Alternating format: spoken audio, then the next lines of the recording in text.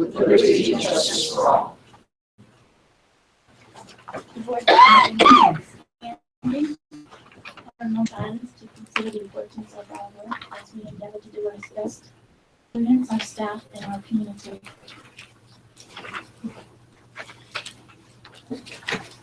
Thank you.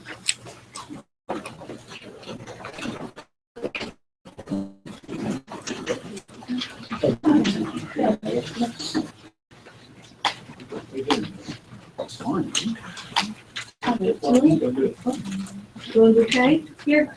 Brian Carso, Here. Jessica Decker, here. Sarah Fisher, Here. Cory Winward, Sandy, Here. Jack O'Leary, Here. Chuck Pike, Here. and John Woodward. Here. Thank you, Julie.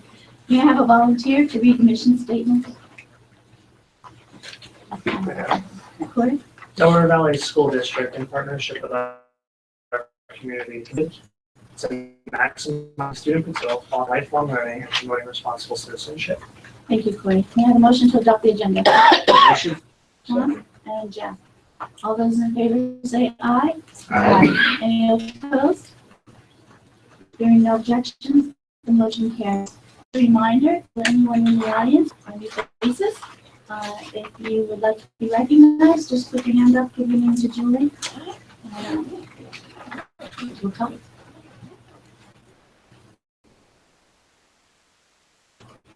I have a presentation today by Dr. Bell, a very important one. I'm going to hand it over to you. If you don't mind, I'd like to let somebody go before me, Miss Molly, because she's the student council president and they're in charge of the semi-formal. So she's doing double duty. Oh, yeah. So I'm in two places at once if right you now, want to so go first, so you can make her run for it. if I would appreciate that. Well, we're doing a semi-formal right now.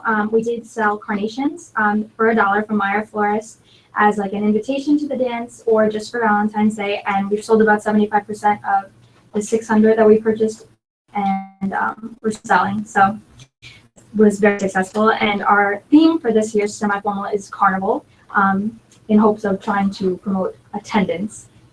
Last year's was about 105, which is a pretty poor number, so we were trying to get a little more numbers here, so we'll hope for bigger turnout.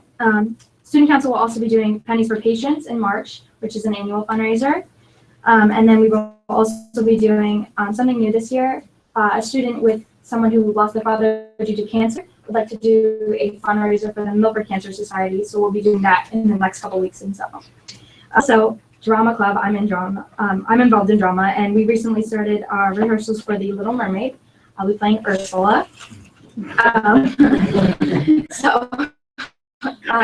Also doing a tea with Ariel and pushing for the show on Anna from Frozen, not Ursula, because that would be scary. So,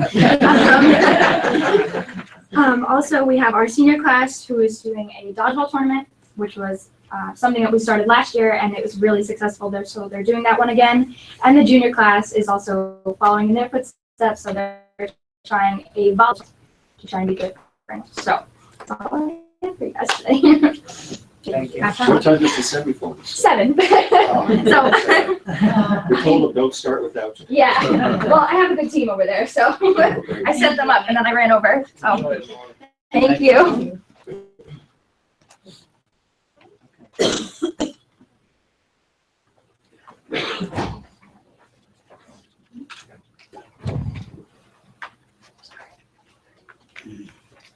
Okay, so I'm going to talk to you about school property tax elimination bill. Right here.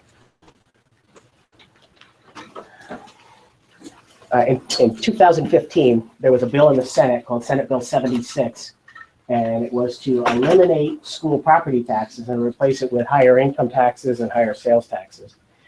And it was a 20-24 tie, and Lieutenant Governor kind of vetoed it, so it was defeated. Now the bill is back.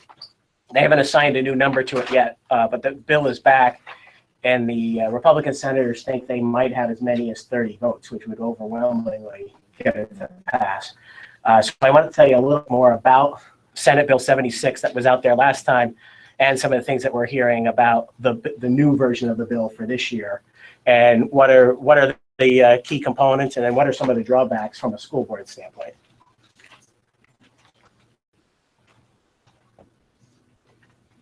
First of all, $14 billion are raised annually in Pennsylvania through school taxes. So this plan would call for getting rid of $14 billion in property taxes and replacing it with $14 billion in income taxes and sales taxes. So they'd increase the income tax from 3.07 to 4.95. They'd increase the sales tax from 6 to 7%. And then many things in Pennsylvania right now are tax-free that states. So they're going to try to mirror places like New York and New Jersey where they tax a lot more things. Groceries, any clothing items over $50, alcohol, non-prescription drugs.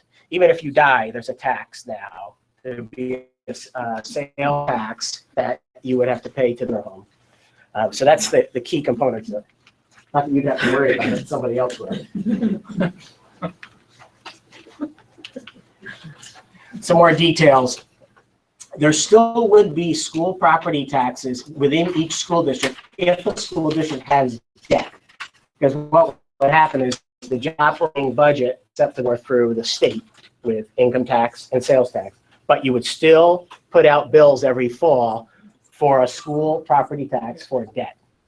And it doesn't affect property taxes for towns and counties. Townships and counties would still have their property taxes. The way the bill is written, that this would be the final year of school taxes. There would not be school bills in the fall. This would all bills that we're used to. It would all end with the end of our fiscal year on June 30th. And on July 1, we would be under this new system with income and sales tax. And the way it works is they would take your total amount of property taxes that you have this year, minus the portion of your property taxes that you use for debt, and then whatever that amount is, you would get a cost of living adjustment next year, and that would be how much would come from Harrisburg. So I have a question, John. Yes. You're saying that if our district sends income taxes there, we don't get that back. So they'll be sending districts and receiving districts. Right, and I'll show you a map in a little while that will be pretty glaringly obvious of who gains and who inflow and outflows. And they also promise you would never get less money than the year before. It would be adjusted, cost of living increase adjustment would be based on some or some inflation rate, but they would never give you any less. But I put 3 asterisks next to it because I don't believe them, and I'll show you that in a minute. Because I've seen other states say that too, and then they renege when their state budget's a mess. And I'll show you how that, what the ramifications of that are. More details about it. If you wanted to go over the cost of living adjustment, say it's 2%, they give you a 2% increase. If you wanted to go over that, you would have to go out to a public referendum to get voter approval for that. If you wanted to add debt, to build a school or something like that, a public referendum, and then if there was an affirmative vote, that would raise the income and sales tax in your district. So you can see that how that could put you at put your businesses at an uncompetitive position versus somebody who might be just across the district line as well. Do projects fit the payments inside your budget. If you can't fit, remember a few years ago we raised taxes 1% so that we would have $450,000 a year in the budget to pay for $5 million towards the CTE project. If you do that in your budget and within that adjustment, that cost of living adjustment, that's fine. But you can't build a whole school on that. You couldn't possibly do that. John, if you wanted to raise debt and you went to public referendum and the public said yes to it, the income tax and the sales tax for this area would go. Debt is paid off with that income tax. Then it would go back down. It would be directly tied. Yeah. So if you did it for 15 years, it goes up 15 years and it expires. And it's an automatic. So that's a nice thing for the taxpayer. Some of the drawbacks to the proposed bill. First of all, school property taxes don't disappear on July 1 because practically everybody has debt on their books. But your income tax and your sales tax would go up. So there are districts that, believe it or not, 50% 50% of their school taxes would still be assessed on the property tax because they have so much debt. Other districts that grew dramatically. The Reading district is very, is an example of Reading poor district. They get a tremendous amount of money from the state. They don't get all money in local property taxes. It's more state aid from Harrisburg. But on their books equals the total value of what they collect in real estate taxes. So the people in Reading, their sales tax is going to go up, their income tax is going to go up, and their property taxes are going to stay the same for at least 15 more years. So they're screaming bloody murder, like, what are you doing to us? You know. Are you saying that there'll be an income tax and sales tax in each school district? No, right now the state is going to set it. Right. And then the only thing that would happen if you approve a referendum and the community says, yes, we do want to take on extra debt because we agree that old building should be replaced. And you think that that'll be paid through sales and income, not through real estate? there's, Like they're gonna have, so eventually you could have separate income tax rates. in every school, in all 500 school districts, yeah. So you can see how that could be very confusing. We have a hard enough time having people figure out when they're buying a house, whether it's in Shahola or Dingman's. You know, imagine what it'd be like, what your tax rates are like. Milford Township and Westfall already have their tax rates Oh, they're dramatically different. Yeah, yeah. We know Reading 15, what about one? Our bonds are what, 15, 13 to 15, somewhere in that area. So the taxpayer here would be paying school tax plus the raise. And I'll show you though, it's a small one because we don't have a lot of debt on the books. You know, it's a smaller amount. I'll show you. The new basic education funding formula, they work. Oh, I'm sorry. The poorest towns would be the ones that would be the most hurt, like a Reading is an example of this. They would have their full property tax and have their income tax and sales tax go up because the portion of the money that's generated in property taxes is similar or almost equal to what their debt is. So they really, the poorer the community is, and more likely the more debt they have and more dependent they are on state aid from Harrisburg, they would get a double whammy because they'd be paying property tax and the other increases. Because they're getting 75%. Remember Erie, they didn't have a state budget. Erie almost had to close down the schools because they were so dependent on money from Harrisburg because they don't have a lot of local tax base. The new funding formula that was put in to try to take into consideration for percentage of special ed, percentage of ELL, the poverty of a district, things, all those stuff would disappear. Whatever you're at this year, next year you get a cost of living adjustment, period.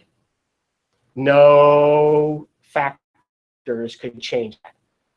If they decide that the cost of living adjustment is 2%, everybody takes amount for this year minus their share that's debt, add 2%, that's what everybody gets. You could add 1,000 students next year, you could lose 1,000 students. You're still going to get this year plus 2%. No variables to make adjustments to it. Thus, the disparity in education funding will continue to grow between the haves and the have-nots. Because those people in like suburban Philly who raise taxes to the limit every year and grow and grow and grow their budgets, that's going to be their new line for the future. Budgets will be based on those higher levels. $2 billion in taxes will actually shift from businesses to individuals. Right now, there's roughly $3 billion in business taxes will be shrunk. It'll be down to $1 billion, and then the residents will have to pick up the other $2 billion. And then there are 6 counties that win in the whole state. If you're in blue, that means you're raising taxes and setting the tax money that's generated by your residents in sales tax and income tax is going to go somewhere else. If you're in orange, or the yellow or the orange or the brown, there are 6 counties, and they will be a net inflow. Allegheny County, where Pittsburgh is, Philadelphia County, and then 4 of the rich suburban counties around Philadelphia. They have an inflow. They'll get more money in than they pay in taxes. Everybody else will send money from us. Their property taxes are so high that if they're going to eliminate their property taxes, a lot of money has to go to take the place of the property tax. So I said to one of the ladies who's a superintendent of a really, really good district down here in suburban Philly, I said, you guys must be excited about that. She says, oh no, we're all against this plan too. I said, really? Because you're in the orange. Why are you against? She said, because we're on the same constraints going forward. You know, we're only going to get whatever that cost of living adjustment. Our board will lose all their power to decide what the tax rate is. So even those districts where more money's flowing in than is being taxed, they're against it too because of the, you know, the board is losing and the community is losing local control.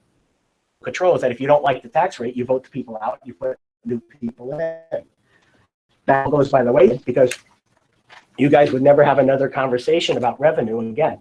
The state will tell us, and then we have to figure out if everything fits in it or whether we have to cut things. Some more drawbacks. Obviously, facilities are taking a hit.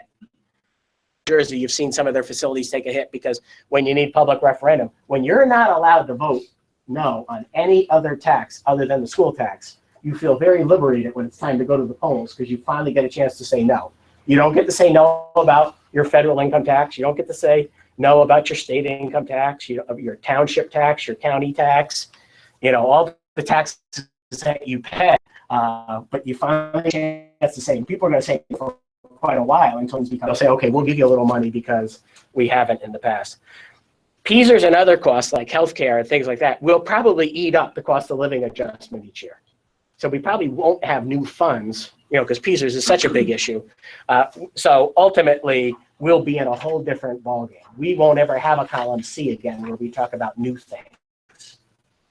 You know, that's just a harsh reality. Here's the interesting thing, because you won't be paying that money in real estate taxes anymore.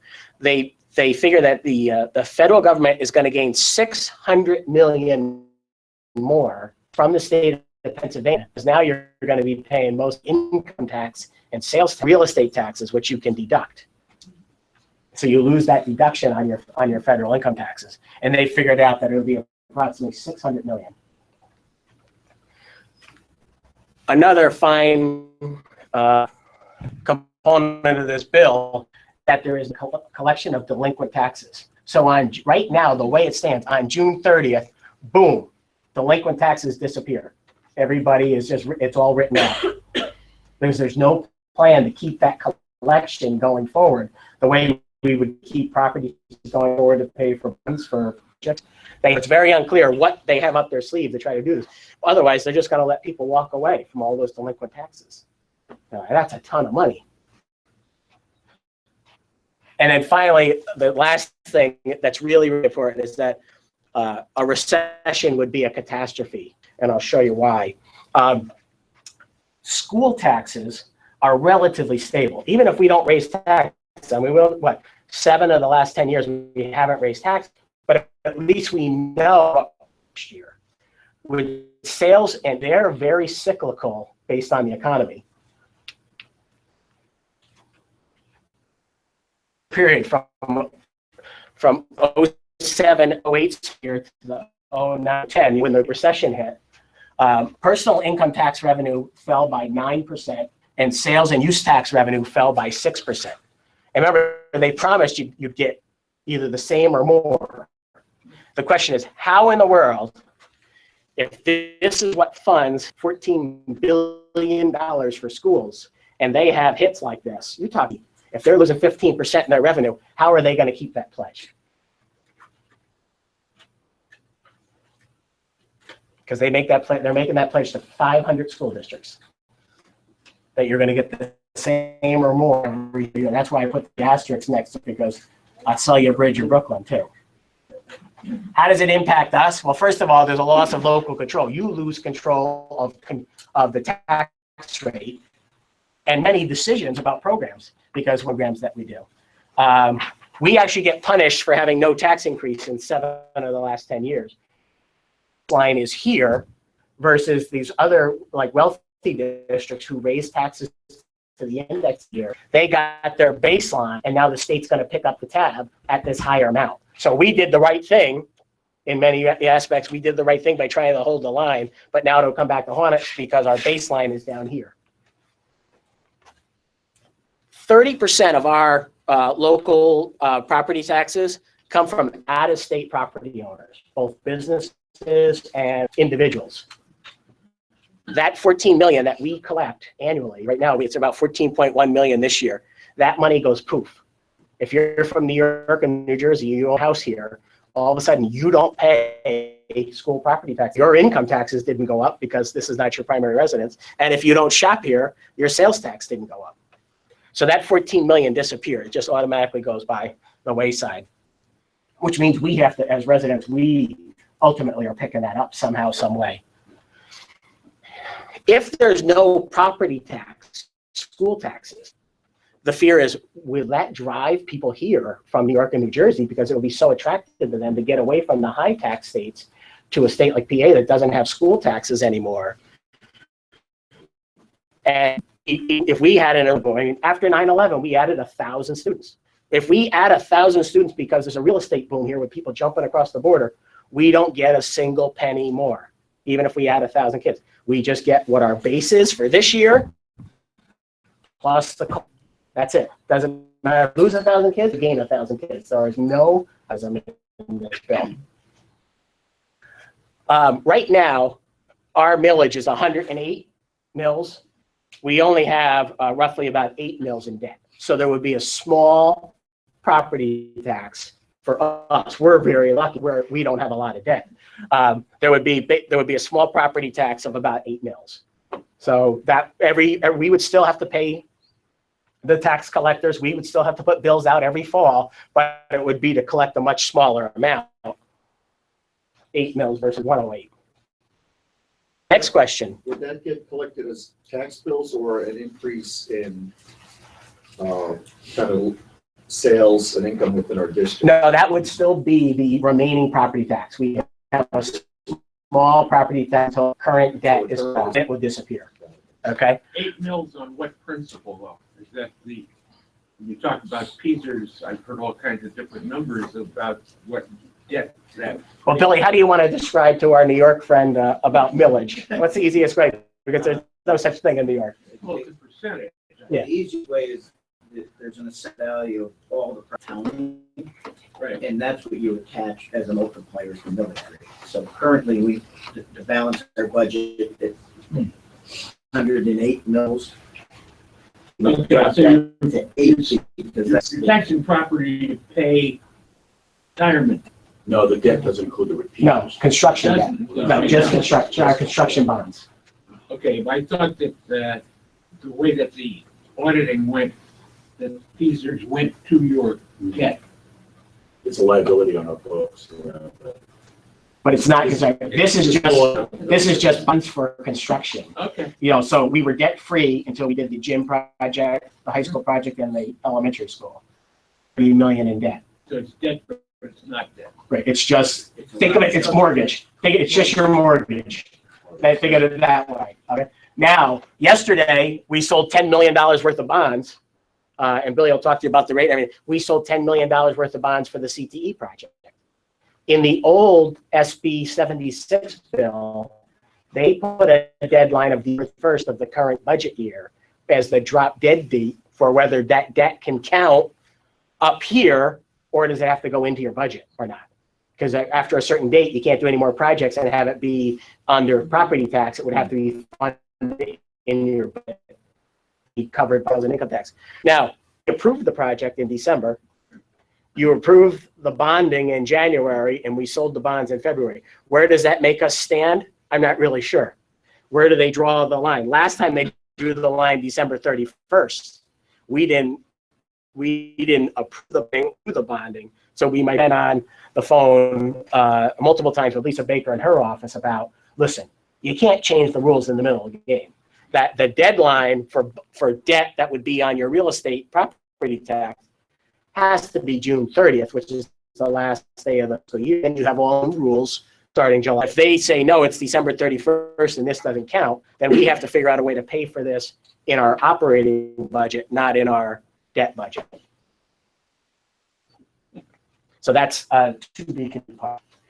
Now, other things, loss of revenue. We collect our local property taxes in the fall, and Billy does a great job of investing that money in CDs and then time so that CDs month, 3 months, 6 months, 9 months, so that it gains interest in CDs and then it matures when we need it to pay the bills incrementally over the course of the 12 months. You won't get that influx of cash in the fall anymore. The money will quarterly from spring. So this year, depending on rates, but this year we made about $150,000 in interest on this money over the course of the year. So by just switching systems, we lose 150 right off the top because we will not have any money in CDs. The money will come just in time to pay the bills. Is when they say to pay you quarterly, is it the first day of the quarter or the last day of the quarter? Because how are they going to generate enough money to give to us on July 1 if it's the first day of increased income taxes and increased sales taxes? So it may mean use of reserve money to pay bills. You have to do short-term borrowing to pay the bills until the next quarterly payment. So instead of generating a little extra revenue to offset our expenses, now we could either be depleting reserves or incurring new expenses with some short-term borrowing. So these are just new issues that will pop up depending on when the money comes. And again, for us, the biggest thing that looms out there right now, beats the fact of what if we added a whole bunch of kids and got no extra money? The other issue is the recession. You know, what would a recession do to us? Ultimately, it would probably mean we'd have to decide between massive cuts in programs and staff or taking money of our reserves to cover our annual budget until we eventually drain our accounts. And then we'd eventually pay the piper. We'd be in a bad spot. Sure. Economically, the sales taxes go up in PA versus New York and New Jersey, you're bound to lose a lot of this existing crossover business, Walmart and so forth. Yeah.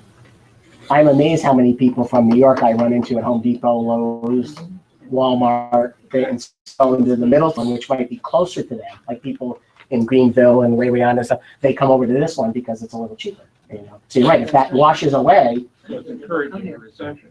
yeah, Wayne. Wouldn't this discourage community development, community growth? I'm just asking objectively, it's not questioning, but wouldn't residents then not want to see additional housing? They wouldn't want to see any of that kind of growth in their community. They'd be against it because it would work against them, would it not?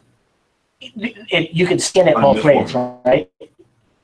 If I was in school, you'd be saying, geez, how many kids are going to be in a classroom now? If they can't add any more teachers because they don't have the revenue, it just means instead of having 25 in a class, you might have 32.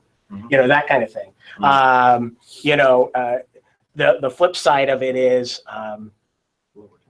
the lower taxes is going to draw people from New York and New Jersey. What do you mean they don't have schools?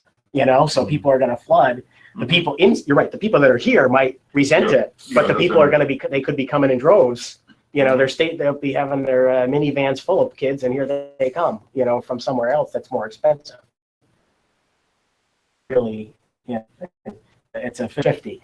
Interestingly, the guy who's in the Senate who has proposed this bill and is the key author is a multimillionaire through real estate, which means he would no longer pay property taxes on millions and tens and hundreds of millions of dollars of real estate. So you always follow the money. There's always ulterior motives. But it's very interesting. Is it Argyle? What's his name? David Argyle. Where's he from? Do you remember? Okay. I think you had multi-millionaires. Yeah, so very interesting. But really, the schools that are on the border of New Jersey, all of us that are on the East Coast, it's about the influx of people without any revenue. You can't raise local property taxes because there are none anymore. And the state doesn't give you more money based on enrollment spikes. So the late 80s and early 90s all over again, with the districts on the eastern side booming and Harrisburg not recognizing it. Remember, Pike County was the fastest growing county up and down the East Coast for many years, and there was no remedy for it from Harrisburg. Basically, what can we do about it? Well, we can contact our legislators and the governor. We can inform the community. We're going to start paying we're going to start a camp. Tonight's the first night, and we're educating everybody about it. Hopefully there'll be articles in the paper about it. We'll be uploading a lot of information onto our website so that people in the community can know the pros and cons. I mean, it's very sexy to say to John Q. Public, we're going to get rid of school taxes. I mean, face it, that's a really, that's a power office, you know. And what we're hearing from the House of Representatives is that you guys either got to, as education people, you got to get there and get to the senators, and so that they don't approve this, or if it's going through, but some more language in there, take into account these different things. Otherwise, you're going to be stuck with a really bad bill, because basically what the House is saying, we don't want to touch it, but I don't know how we would vote no in an election year. We don't know how we would say no to an elimination of school property tax in an election year. And the governor did speak, even though the lieutenant governor vetoed it 2 years ago when it was kind of put together haphazardly. The governor did give a speech ago about property tax reform. He didn't say what that meant. And in his budget proposal last week, he didn't have any changes in sales tax or income tax, but he did give a speech, and in the speech he talked about property tax reform. They see this as a tremendous boom to business, because if businesses don't have to have that burden of paying property taxes, they think it could really be wonderful for generating new business in Pennsylvania. That's the positive side of it. There's ways of it, you know.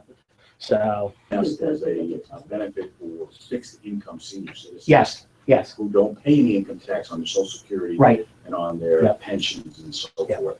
Because they would just get the big reduction. Yes. In their property Yep. tax. Yep. And that's that's very attractive, because if you look at the average age, we're one of the older states in the country. The Northeast states tend to be older because there aren't the jobs here. The kids are going south and west, you know, so that drives down the median age in those states, whereas their parents are still here, so the median age climbs. In some other states, what they've done, they have your citizen taxes in half. And what they did in New York, they have a program called the STAR program. And what happens is, whatever the taxes are on the house of a senior citizen, if it's their primary residence only, if they own second homes or anything, and what happens is whatever their taxes are, the state pays half. And the people pay half. And that was a tremendous help. The other thing I've said a couple times is, one of the other things they could do to help everybody is, what they could do is they could freeze property taxes at today's rates, and then have the state take over the increases from here going forward. But you'd still always have that piece of the $14 billion spread out of 500 districts. In 5 years, their taxes won't look that bad. In 10 years, their property taxes look pretty good. In 20 years, that's going to look like a paltry amount because the taxes haven't gone up in 20 years, but you're still generating $14 billion. So that would be another avenue to do it. You know, basically the state is taking a larger share each year. As your budgets grow and budgets grow, the state would be taking over, but you'd always have that base $14 billion. The other thing to consider too is, if they pass this bill and the deadline is June 30th, and we have construction things that we want to do, we may consider, they put on the table to talk about borrowing to finish what we couldn't cover on that last list that we just approved, because it will be our last shot at the apple. Without That's only going, if they change the date. if the date's June 30th, right? If the date's December 30th, we're going to be fighting upstream just to try to protect the last 10 million. But if it is June 30th, the last day of the fiscal year, then we would have some quick decisions to make. Did you want to ask? Yeah, so is this a bill that's already on the Senate floor, or it's still in committee? Not yet.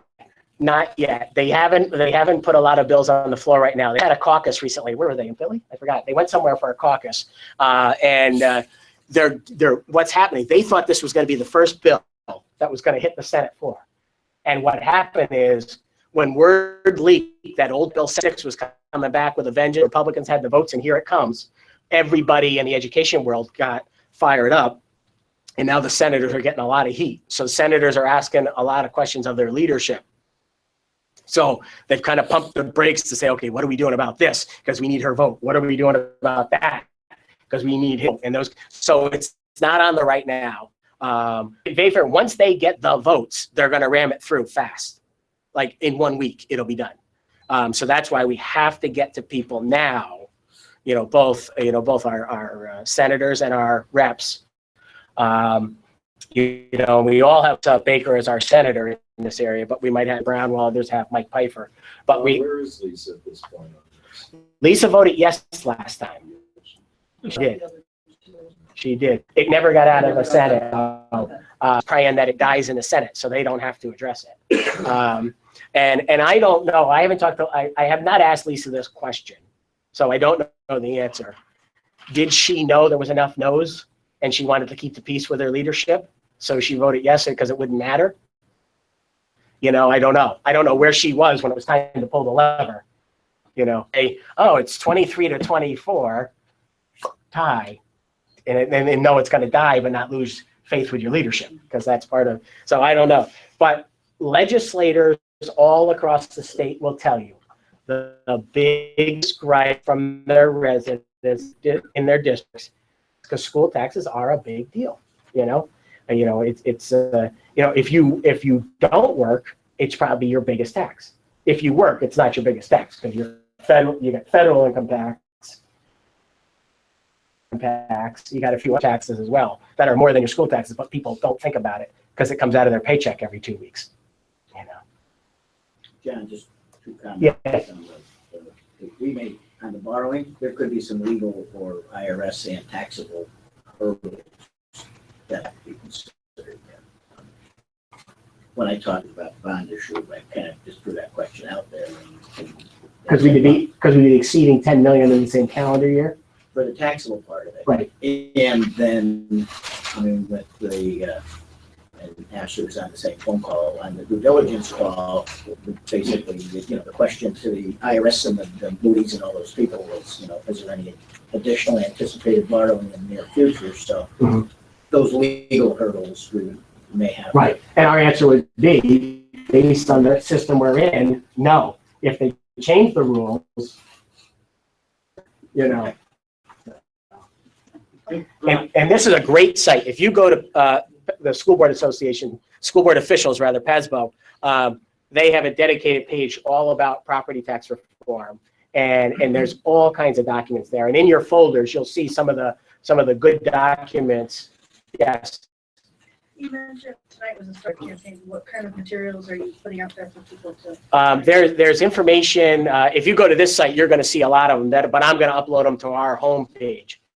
There's like a one information for parents. There's a one for taxpayers. There's a one-page flyer about the unreliability of leaning on income and sales taxes. There's a one-page flyer about how businesses are going to pass off $2 billion of their taxes onto individuals. So all the kind of things I talked about, there are like one-page fact sheets about each one of these different things. And we're going to put them up on our site, because very few people in our community are going to go to the PASBO site to see this stuff. Next week, we'll get it on our page. Is there any thought, or has there been any thought about actually having a public meeting at school to have residents, business people, anybody come in and hear an explanation like you've given? I mean, it's one thing to see it. Right. But another thing to hear it less and talk. Sometimes it can really affirm your perspective or it's not a bad idea. They've been having them regionally around the state, like all the 25 districts in Lehigh Valley had one together. But it's not a bad idea, because we don't do a lot of regional stuff because we're isolated in the corner. That's something we definitely think of. You need to go to one of the sites where it's positive in favor of this. Right. And understand Yeah. the business part of it and the reaction for seniors part of it. Right. That's going to sell. Yes, absolutely. Yep. This is an election year, as you all know. Yeah. For a school board, we have to understand this. Yeah. Well, they may, like I said, if they decide they have the votes, this is going to happen fast, and it'll be over and done before you guys run for a primary. It'll be fait accompli by then. Go ahead. Did you want to ask? Ed Gregory, I don't know if you need my name or not. That was basically my question also. I mean, you talked about being submitted, but it happens, it's going to happen fast. I mean, you're talking weeks, you're talking a month, you're talking, and where does Piper fit in this? And where does Lisa Baker fit in this? And how can we play a constructive role in that short-term investment? Good points. Last time, I know, again, Lisa did vote yes for it. last time I was against it, but he was against it. Rosemary Brown was in favor of it because while our millage, oh, it's not here, while our millage rate is 108, East Stroudsburg, it's around 135 mil, very high taxes in Montgomery County. Or, I'm sorry, in Monroe County. So, you know, they have and the other thing too is because East Stroudsburg, as an example, grew so fast and they built that whole scale campus, they over 100 debt. So they're screaming for tax relief and they're going to get increased income and increased sales taxes, but they're still going to have a big property tax bill. You know, ours is only 8 mils out of 108. That's nothing. Theirs is significant. So people think they're going to get out of this, get away from school taxes, and they're in for a big shock in a place like East Stroudsburg where they have tremendous amount of debt. They're not going to be happy campers that their income tax went up, their sales tax went up, and they're still getting a sizable. And the problem is that the legislators are listening to them and reacting to them. They're not telling them the truth. Right. Right. Yeah, because if people down there said, "What do you mean? I'd still pay that much in school tax?" You know, if they calculate that and get the word out, people, this needs work. You know, because they don't. Again, if you're paying $5,000 in school taxes and your income tax is going to go up, your sales tax is going to, and you're still going to bill for $2,500 or $3,000. That's very different than hearing that school taxes are disappearing. That's a whole different story. Put together something like he is suggesting. Yeah, that's a good question. We'll get right on it right away, Wayne, because you brought up a really good point. You know, we probably need a week's time to get the message out to the community. And the question is, will it be fast enough?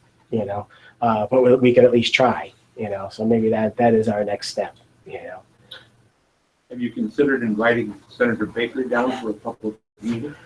We asked her to meet with all the superintendents in Pike and Wayne counties for a joint meeting, so she wouldn't have to come.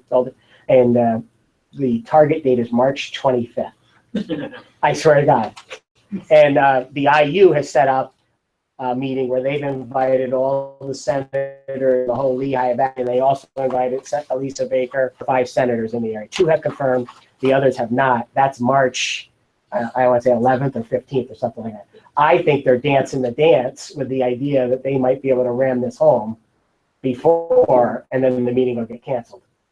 But you said to meet all the superintendents. Don't you think that it would be more interesting to see the meeting to the public? Well, my point is, we couldn't get an audience with her for an hour with the 4 of us.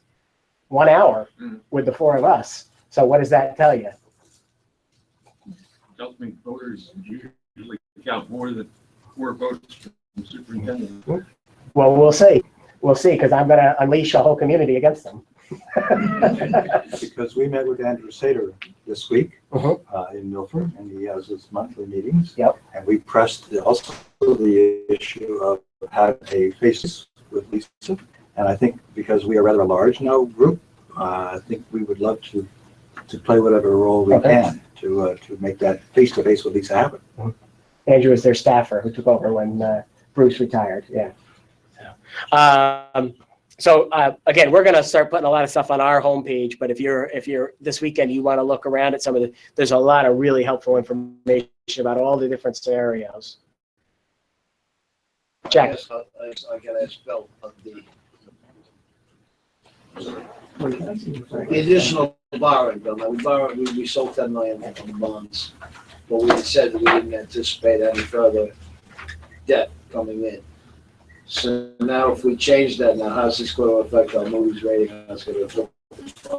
What he said, I have to take more research, we need a bond council to get opinions. I'm just saying, I don't know if you could just sign up for it. And it would be, you know, the rates would be, we know the rates would be higher because of the tax consequence, because we already borrowed. So, you know, whether January 18th just doesn't pass, another option, but that, I just put it out there because I know that there was a question mark put up this afternoon that it may not be a slam dunk, just like the biggest obstacle I see is just the timing of it. I mean, we don't know when the vote is. It could be tomorrow. Right. It could be a month from now. And then try to get it all done by June 30th and getting an opinion back from the And they also, on another question I asked them on this bond issue, it's like, we find it very hard to believe the contract when you sign the bonds, that the legislators could approve something in March or April or May or June and have it affect the contract that you've made, because you sold these bonds based upon the fact that you can raise property tax. So that's part of the reason I believe why they said you can still do the property taxes, because it's a contract. So how, I find it hard to believe they could backdate it to December 31st, 2000. Right, they ultimately could land in court. You know, they probably just picked it, but they could land, they land in court because you say, hey, wait a minute, you can't change the rules at all. We borrow based on the system that's been in place for 100 years. Yeah, the, some of these handouts, and again, all those these are blue, and all those blue. PUPAC has a tremendously lower, or they have a lot of, I should say, they have a lot of revenue that comes from the big houses on the lake and their second houses. They don't put kids in school; they're all revenue. Well, that would all disappear. And then there's some handouts in your folder, but one of them is they used Wayne County as an example. Wayne County, 42% is non-resident taxpayers. So ultimately that burden, ours is 30, in Wayne County it's 42%. So that burden would fall on, that's 42% of their taxes will go poof, and Pennsylvanians will have to pick that up. Here at Delaware Valley, it's about 30%. So all this money along the eastern border is money that just disappears, you know? Federal money. You mean the impact aid? That won't be affected by this because that's federal, not state. So that's a federal revenue. Okay, but it doesn't have anything to do with, okay. Yeah, no. In your handouts, there's also just the facts, and this is just some interesting information for you. 43% of Pennsylvania school districts will maintain at least 20% of their current taxes. So 43% of the districts have 20% or more of their school taxes would stay in the books as property taxes, meaning they have debt that exceeds 20% up. So, I'm sorry, No. are there any states that we're aware of? Michigan did this 20 years ago. Now, because it was so bad to it was so detrimental to the school systems throughout Michigan that they finally have they've left it and they've gone back. Anyone else? If that's it. No, the only one that they've told that we've done any research or heard about is Michigan, and it was a long time ago. They tried it, it failed. It failed. Yeah. How for those districts of choice? Oh, they're tremendous, aren't they? Can I ask the question that's asked here? How much property tax is paid by non-residents in your school district? Do we have any idea how much is paid? 30, right? 30%. So that's $14 million that disappears. This is an interesting one on delinquent taxes. In the school year 2014-15, there was $577 million collected in delinquent taxes. 307 school districts have more than 4.5% average in delinquent taxes. So their delinquency rate is more than 4.5% of their taxes. 83 school districts of greater than taxes are delinquent. So if there's no mechanism to collect delinquent taxes, this money just goes poof and disappears. The other one is the property tax, the income tax dropping 9% and tax dropping. John, just to jump in, because you're saying that they don't have a mechanism to collect the delinquent taxes. But if that's money still owed the district from last year, the year before, and the year before that, can't we still try and collect that money? The way it is right now is we won't have authority. They need to give it. They're going to be, if they're going to change the whole funding system, we're going to need something from them that gives us the authority to continue to collect for something other than debt. So we need language. Again, the example of the deadline, we need language for that deadline to protect our 10 million that we borrowed yesterday. We need language to protect us to collect, delinquent taxes. These are all these things that aren't in the bill the last time. If this is going through and we can't stop it, we at least got to get these loopholes closed because they could be so detrimental. So we're on the books right now. Yes. Yeah. Yeah, that we don't want them to go on June 5th. And if they push it off a year, if they say, we're gonna pass the legislation now, but we can't raise the revenue fast enough by July 1 of this year, and they'll do it July 1 of the next year, if they don't put language in to allow us to collect delinquent taxes, nobody would pay their taxes in the fall. They'll just say, we're not gonna pay, because it's gonna magically disappear. My rich uncle, it's like having a rich uncle show up and take you off the hook on June 30th. So there's also a document in here of comparing New York and New Jersey situations, the situation between New York and New Jersey compared to us. And it's all, they have referendums, we don't, but it shows how the state pays a much larger share of the annual budget. The state takes more ownership. New York is second in the country in terms of the percentage of the budget that is paid for by the state compared to local. Pennsylvania is 22nd in terms of, so it falls on the local, well, and hence you see the stress because it falls on the local taxpayer. So that's why we're in this position. Yes. One thing you didn't mention tonight, I think important to me is that they would take on collective bargaining. So school boards would no longer have the authority to put out a new contract with their teachers. There's been a lot of back and forth on that. Some people adhere to that. Other people are saying what they're going to do is they're just going to drive down the price of everything because they're going to give, they're going to use the COLA as the cap. It's higher than the COLA, no matter what it is, even if it's zero. They're doing that now. In the governor proposed in his proposed budget the other day, $15 million increase in transportation reimbursement. And we think we're very lucky. We don't pay with our deal with Roar. We do not pay beyond what's called the maximum allowable for reimbursement. That pay their vendor more than that. Their contract is more than that. I think they're going to go after that and squeeze that and say, if you pay more than that, that's on you. You're not getting any reimbursement on it. We're only going to reimburse, there's going to be a reimbursement rate and you're going to take it. So that'll force bus contracts down, so more districts will look like us. So we're private budget. Yeah. What we did 12, 13 years ago. Yeah. Recommending everyone do that. And it does drive the price down. It does. I'm very glad that it drove the price. When we went from the 4 or 5 local firms that we had to one, we saved them money when we went to Christ that first time. And that price, we saved the double bundle. We save even more if you have an in-house busing. Yes. Going total price. Yes, that's what we did at Port Jervis. Yeah. I'm confused now. You can't take away the right of collective bargaining from the teacher. The teachers, Right. You can't do that. Right. So who's going to collective bargain with the teachers? Well, Would, right? I think we still will.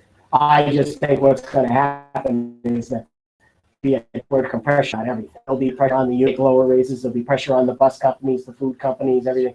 That everybody will have to take smaller contracts because this will decompress. This will compress everything. So where does PSEA stand on this?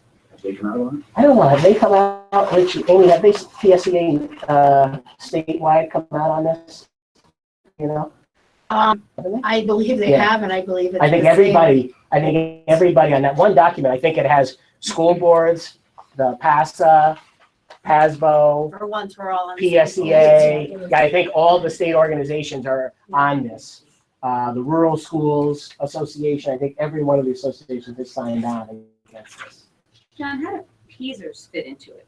Because you have districts that are all over the place with what they did on the, where Jack keeps telling us how horrible we are, we're actually in a much better position than a lot of them. Right. So how, if we all get a 2% increase every year in this, how are they going to fund the PSERS and what's going to happen 10 years down the road from a state standpoint? Right. When these things are coming due and the money's not there now, the money surely is not going to be there if that's the way we're funding school. Well, in my opinion, what will happen, I said, what it was about a third of us were actually at putting money away above and beyond what we're supposed to pay every year. and 2/3 are not. What will happen is if this happens, no one will have anything in reserve eventually. Because that's the way, because I saw how things for when I worked, and basically all the reserve accounts over the course of time were all depleted to balance your annual budget so you didn't have massive layoffs and 30-some kids in a kindergarten. So what will happen? We'll still be obligated to put in that amount every year for reserve account, but have money to put in that reserve account, and we'll probably be dipping into it to try to balance a hole in our budget, because it's better to have in most people's eyes, it's better to have a liability on the books than to not have a teacher in front of the 25 kids. Well, it seems like from the conversation I just developed here, pieces is going to eat up the cost of living adjustment. This is the way I'm seeing things happen. As I said, PISA and other costs like healthcare is another one. So now the conversation turned to bargaining. District have nothing to bargain with the teachers. We don't have it because pieces ate it up. So now you're going to have our teachers go elsewhere for jobs. Go to other states. We're going to lose them. Well, the other thing too is if they do the pension reform and they only have a half a pension and a half a 401k, it's also going to people to other states. What if there is no cost of living adjustment? They said that if there's no, we had some years where there really was really no inflation. So they said they would promise us the same amount as last year. Now in New York last year, they have an index. Theirs was negative last year. So they had to go out to the vote for a budget that had the negative. And they still had people vote no in some districts. They voted no for a decrease in taxes, which makes you chuckle. The national economy is just now showing signs of first inflation. Yeah. Inflation is healthy for the economy. Right. And it's just lately. Numbers that have been coming out every day, that have been coming out with new numbers, is we're starting to see some finally healthy inflation. And that's why Yellen is about doing an increase in March. Yeah. Wayne? I have a specific, maybe small, but considering that as far as effects, as you mentioned, affecting different things. What about as far as, let's say, paid school lunches? I've heard some staggering numbers from around the state of districts that basically have families qualify to not pay for their children's school lunches. And one of the numbers quoted to me, for example, by someone in East Stroudsburg whose numbers were kind of on top of these high values up to 92%, which to me, I find that almost hard to believe, but it's an incredibly high statistic that 92% of the students have subsidized lunch. And East Stroudsburg, I know it's around the 80s, the low 80s. Yeah, and I see you on Monday nights, and there's one of the teachers from the issue was in my class, and in the data he had the other day from his school, their school district was around 50% free and reduced lunch. So the 92 is not right. You will find some inner city districts where if they're so close to 100, they just give everybody free lunch to eat for the 7% of kids that could have paid. They just make it free. How would this plan to affect that whole? Well, free and reduced lunch, that funding comes through. That's part of the national school lunch program. Okay, so that's a whole different thing. And we're in, what are we, around 30? Different schools, when you average together. 39%. And that's much higher than it used to be. When I was principal of the middle school back in the 90s, we were about 12% free and reduced lunch. We're probably 25 or 30. The highest building was DBES, and it was 28%. That was the highest.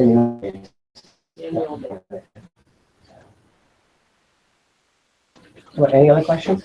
And that number affects our ability to apply for certain grants. Yes. We're denied that opportunity. And there used to be many, many more competitive grants as opposed to formula-driven grants. A lot more grants are formula, which Sam's talking about. And so if you don't reach that free and reduced lunch threshold, you don't even qualify. You can't even apply. And that's hurt us on a tremendous number of things that we can't go for because the poverty levels across the country have really shot up. They've really up. And then you're, because of all the regulations that were promoted by Mrs. Obama on the changes in the food programs, districts were losing so much money that wealthy districts who weren't getting a tremendous reimbursement from the feds just left the national schools program. Those of us who get a lot of money back, we don't have the option. We have to live with because we can't give up the money, you know. But the rich districts just say, forget it. We'll do our own menus. Nobody will oversee us, and we don't need the money because we're only 10% free and reduced lunch. So the rich get richer and everybody else suffers. So when we were thinking about the income tax 7, 8, 10 years ago, we had some examples of how it would affect each class of taxpayer in our district. The non-residents, they're not going to vote. Right. You know, I'm interested in finding out what does the renter who's making $30,000 a year, paying 3% tax right now, going to pay 6%? What's the number? 5%. Unless they're Matamoros and Westfall, then they're going to be paying 6%. They're going to pay the 6%. So that class of taxpayer compared to the senior citizen on a fixed income, a low fixed income, a high fixed income, and class guy whose salary is $80,000 a year, let's say. And I'd like to see how that pans out in our district. Well, I'll tell you, the renters are the ones who are going to get hammered. They're going to get hammered because their income tax. The landlords give them a reduction, right? So they're going to pay more income tax, they're going to pay more sales tax, and the rent will not go down. It's this tax, what the research I've done on this, is very similar to why I always argue about the earned income tax over in Matamoros. It's all taxes bad. Tax pays for the things we have pays for the school right here. But there's destructive taxes and inappropriate, disproportionate taxes. So myself here, just myself I do well. I would do well, but my neighbors would not do so well. Right. And what tears one part of the community down tears all parts of the community down. I mean, I've said this in Matamoros as a comparison. I would be better off paying more IT, but it doesn't allow me to pay more to Matamoros because it's not proportionally paid. Right. I'm not paying my fair share. Thus, my neighborhood down because it's a disproportionate tax. Then they say, well, Jack, you could write a check, just like I'm sure Harrisburg would. Yeah. You'd be crazy to give them money. Things like this. Right. You know? It's just not fiscally sound. But that's what's going to happen with this.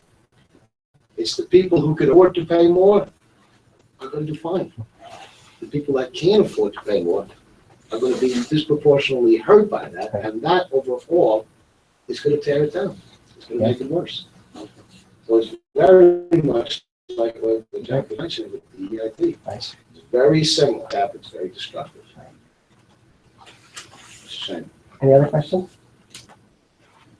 I encourage you, if you, this weekend, hop on this site, check it out, and when we come back on Tuesday, we'll be uploading a lot of this information to our site so that our residents will start getting the traffic, and then we'll take a look at, I'll talk to some people at the Senate too, and find out, is it possible for me to get a meeting in before anything's going to transpire? Are there any alternatives to the bill? I know in that when it was 1877, Rosemary Brown was very for it. Yes, she was very in favor of it. I know there had been, I believe it was Seth Grove, who was another representative, had an alternative plan that kind of gave the local school districts the option of, you could reduce increases, increase tax or income taxes. If ultimately all the districts, across the state could have different income and sales tax amounts, is there any talk of possibly allowing the local school districts to, to kind of make a plan that works for our area? But we could reduce some property taxes, which would really help small businesses. Do you know what I mean? While still, but at least it would still give us the comfort, do you know what I mean, of knowing that we have that base, and that we could increase it, that we're heading towards kind of And they're floated around. Right, Nothing has right. gained any Right. traction. This was the closest thing to a reality in that it was going to get through one of the houses. Yeah, they Well, I were- know that was, there were a lot in the house, it wasn't just there what the. Right. You know, And what was outside. the thing that our people in Hang is, you've got to stop this. Don't be talking about it, proposing anything else right now. Focus all your energy on stopping this. And then if we feel we can't stop it, then what language can we get in there to close those loopholes? So, The only thing that would work on this plan, that would work, say, a little bit better than, that. Well, anything that's understood. If your sales tax and your personal income tax that were being raised came back to this district. So say now you have an influx of 1,000 people show up tomorrow, buy up all the empty homes. right. Obviously, they're buying homes, they're working people. Right. If that personal income tax and the money that they would spend locally on the sales tax here is to be brought back to the Delaware Valley School. Right. To be brought back to the Scoutburg School. Yeah. Each individual, at least you'd be getting your money with this, from what I understand of it, is it goes off to the state. Right, all gets in one pot. Yeah. And then they Once divvy it it out. gets into Right. one pot, you're Yes. not getting a That's fair, right. again, we go back to the disproportionate Right. amount. Pittsburgh and Philadelphia. Yeah, so you always know they're going to get it, you know? So, well, it would be as bad if that money came back into the district, and that would account for a lot of the loopholes that you're Right. talking about. And the sales tax would actually be very attractive to us because you have a lot of people who come here to shop. We have the big box stores, you know? So that would be, if it was, even if it was countywide, you know, for us, I mean, it's not a big deal because we're the bulk of the bulk of the county, but even, you know, the worst is to send money to Washington. The second worst thing is to send it to Harrisburg. So anywhere you can send it closer than that, you'd be better off. I think the other thing that you have to remember is people are thinking, well, maybe my sales tax will go up. I don't think they're thinking about the fact that now it's on your groceries, on your food, on your clothing, on all these things that we're not paying tax on now. And that can really do a job on your budget. All of a sudden you have to pay, a sales tax on things that you never paid sales tax on before. You know, if you're that single mom with a couple little kids who lives in an apartment, they're not getting any school property tax rebate. But now that $100 a month, $100 a week at Price Chopper now has a 7% charge on it. So, so there's that $7 times 52 weeks. You know, so these are the incidentals that sometimes you don't feel it, but if you're pinching pennies, you feel it. The number of paying as a whole we give to the federal government back in our, Right. on our income taxes, that's a piece people have to realize. Isn't that too, because staggering? that we're just It's just a gift. Giving that away. Yeah, so we're paying higher income tax, and we're paying higher sales tax right off the bat, and we're losing a key deduction. The people that are on, as someone said before, people that are on fixed income, Yeah. senior citizens, disabled, people that are disabled, single mother, people that are living from paycheck to paycheck to paycheck. I know my mother's 80-something years old, and she goes grocery shopping. She goes every other couple of days. I don't know. They just don't. They don't buy for the time. My mother's on a week-to-week paycheck. She can only buy a certain amount of groceries. She's certainly not going to someplace, to travel someplace to get a month's worth of groceries or things like that. They're going to local convenience. And the convenience store is not always convenient because it's expensive. the additional sales, are any of the larger items that the school districts purchase, or our gas supply and whatnot, are those gonna be taxed now that weren't before? That's gonna actually increase our expenses? Yeah, because it's not a max at all. Oh, good, thank you. That's a plus. Yeah, Is there a risk that, and I know this is horrible thought, but that, I don't know how dedicated this formula is, that the money could go elsewhere, because I know, for example, we had the gas tax where it was widely known that for a few years, that money was diverted into the state's workers' pension fund instead of where it was supposed to go for roads and infrastructure. I say we dedicate back, but kind of a risk, I mean, I guess if this goes through, people are gonna have to stay on top of this to make sure that the money goes to education, but is there a possibility that the state could come back and say we are in a crisis in one area and we have to use the money? That's why I Some put of that money? that's why I put the triple asterisk next to that That's not quote. every day of the week. You know, that's the way. Nobody gets social security at the federal level. It's not a possibility. It's $7 trillion. Yeah, certainly. It's just, it's not if, it's when, you know? Because once they get their fingers on it. So John, in summary, you're going to put something up on the website. Yep. Put together some information for our reporter friends. Mhm. And then we as board members need to become active brothers and make phone calls. Yeah, emails, No whatever. problem with us sharing these now. No, that's fine, that's all public They stuff. can be, okay. Yep, absolutely. Will you send that to us? Because I'll- Since I wrote all of my copy. Yeah, Well, we yeah, have the TV, parents can go into the yeah, I'll send you the PowerPoint and the link, because they're all off, all those other sheets are off in that pad. Okay. We as board members can put things in Facebook. Thank you, John. Sure. Okay.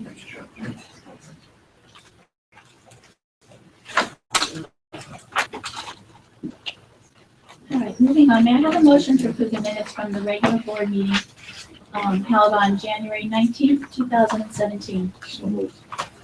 Second. Jack and Don. Any discussion? All in favor say aye. Any opposed? Hearing no objections, the motion carries. Moving on to reports. Do we have any comments on our administrative and attendance reports? And if you get any questions, Oh, you're 5A. Yeah, 36, I apologize. Can I go to it after? Okay. I do have a question, or actually a comment about attendance, kind of question.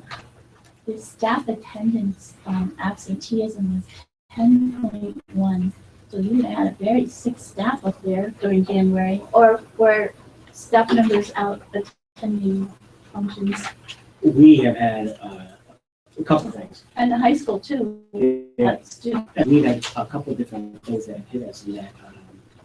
We've got several workers' comp cases where people are out. Also, we have, feel like we say this every year, but we have a lot of people out for maternity purposes. And if they're still on sick time before they can, so they show up as absent until that point in time. And we've had a couple of freaky accidents. You know, Diana's going, we've had a couple of freaky accidents, not just in-house, but like, lady was volunteering on the ambulance corps and got hurt, and she's been out for a while, and she's exhausting her sick time and trying to get out. So we had some really weird things happen. Yeah, you're right on it. It's been a weird year. And the high school absenteeism is 7.7, which we know the flu definitely here in Right. January. So. And that's one of the, it's nice. It's one of the ramifications of when you start hiring lots of new teachers again. It's Yeah, it all does. over of the babies, things of that nature, you know, so, yeah. Yeah. When we weren't hiring new teachers, you know, you're static, and then things start to change again, and it starts picking up steam.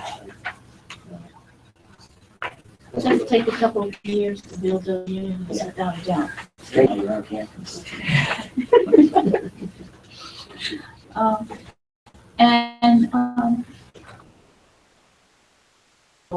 With general fund, 10.58 suspense. The suspense, yeah, the suspense account fringe benefits. There isn't any money in it. We've had it since about 2013. I keep waiting for something, keeping me in suspense. Here, no question. So what exactly is that?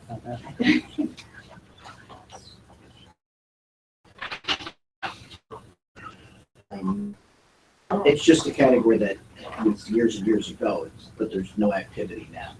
Years, I'm talking 25, 30 years ago, it used to be a place to put, like if you had your health insurance bill, and then some schools or some places from the county would account for the health insurance bill in one place, hold it in suspense, and then allocate to special, all the different functions. But I've never done it that way. Okay, We so charge it directly to It's the. just something that bookkeepers have. No, it's just, there's nothing in their payments. It's No, I know, something you're that the keeping me in software has. suspense, Yeah, but, no, it's just a term that, it does, some schools do use it though. oh, they do. Okay. They do, because they don't allocate it till the end of the year. I think it's easier to allocate it as you pay the bill, Okay, so that's the difference. thank you. Should we just hop ahead with, a motion to accept the treasurer's report? Jack, any questions? All those in favor say aye. Aye. Any opposed? Hearing no objections, the motion carries. And we'll have our superintendent's report. Okay, I just have some things to rattle off for you since we got snowed out and didn't have the work session. So I'll give you the work session in summary. On the approvals tonight, there's an extra 57,000 for additional, for those extra cameras that you guys had asked about, that we talked about in there. So that's in your folder tonight. Sorry, we had that last week, so I apologize. Also on the approvals is, we would cover this last week as well, is the IU-20 general operating budget. There's a 0% increase for us. So that's the spiral down one. Their budget's up about 2.6, but since we don't pay into those services, we just pay for the administrative component. That component is 0, so we don't have any increase in IU expenses. The Biondo property down the road is in. The only piece of the road that isn't done, it's gravel right now at the front, which is considered the right of way to Route 209, but it has to be blacktop. That'll be blacktop as soon as the weather gets better and the blacktop plants open up again. But we want to close with the conservation fund for the sale of the back 35 acres around the first week in April. So that's huge. That's huge to have that. Billy, did you just want to mention about the $10 million bonds from yesterday? Yeah, bonds were sold yesterday. Our financial manager, very happy with the results. The average interest rate ended up being 2.63%. If you remember, shortly after the election, there were some of the rates that were looked at, and we did some now were like 3.4, so they kind of looked at they were concerned about some Monday and Tuesday. You probably go to the Wednesday. Sometimes timing is everything, but that's when Yellen came out and said that interest rates are probably going to rise, and there was a spike on Tuesday, but they dropped a little bit on Wednesday. So, after so 2.63%, they will settle on the line. Is when we will get the bond proceeds, so then that it can be used. I will invest that based on the timing of when the architect can give me some sort of draw schedule on the expenses going out. So overall, the financial advisors were pleased with the results of last year. And I think interest rates are going to go up. So I think we. Yeah. Tell us again, can you just quote that again? What are these? $57,000, what's this? These are the driveway ones and things like that you guys had asked. And that's district wide? Yeah. What was? Yeah. What we had asked? Yeah. Okay. Chris, do you remember how many cameras are on this last package, this 57,000 package? Yeah, I mean, you want Just roughly numbers, how many cameras does this include? That's what the 21. 21 additional cameras. There are more, I don't have the number off the top of my head, but there are more additional cameras in the original 393,000. Was that The enough? gap analysis and the exterior. Exterior. So for that 393 that we approved last month, that was the replacement. All the cameras we have currently, and then we add in interior. This is to fill some gaps that we have, and then put some more cameras exterior. We don't get into too much specifics about where we put on that. That's what this was, fill some gaps at exterior to track who's coming in on campuses. Sure. The next thing I just wanted, the governor gave his budget proposal. last Tuesday, and he spoke about education for a good chunk of the speech, and was very positive about education and small increases in all the accounts. We talked about 100 million extra in basic education funding, 25 million extra in special ed, 75 million extra in pre-K start, reducing pupil transportation funding by 50 million. And they were the highlights in terms of education, and a whopping $9 million increase on 14 state schools to share. So that doesn't go very far for the state schools, but overall, he was very positive. He also did not propose any broad-based tax, did not talk about sales tax increasing, income tax, as a separate component. It may be part of that bill, but he didn't come out and be the guy to stick his neck out. The worrisome part about that is he didn't say where that. Right, that's right. It sounded great, but where's it coming from? That's right. In your folder also is that copy of the special ed spring offering parents. You see that in there. We'll get that up on the website, and I think, Maria, that also was mailed? Yep, it's going out, the equipment out today, or it's going out on Tuesday. All parents of special ed kids and chapter 15. So they'll get it directly, but we'll get it up on the website too, so that the general public knows about it. There's no weekend review tomorrow, closed. And then when we get the policies, we're gonna pull one of the policies off because we need a little more work on it. And then there's one other thing we're gonna try to table too. Right, so we'll be there. Okay, thank you. Thank you. Sure. May I now have a motion to accept the bills for payment, which include the general fund, cafeteria fund, and the 2016 construction fund? I do. Three gentlemen. Who was the second? I guess who was the first? I was. Jack, and the second? Second. And Jack. That's okay. Any discussion? I just have a question. If you could refresh us in cafeteria, the $40,000 for the general fund for some of our new members, what does that go to? The payroll and benefits for the cafeteria are paid by the general fund. That's the estimate reconciled at the end.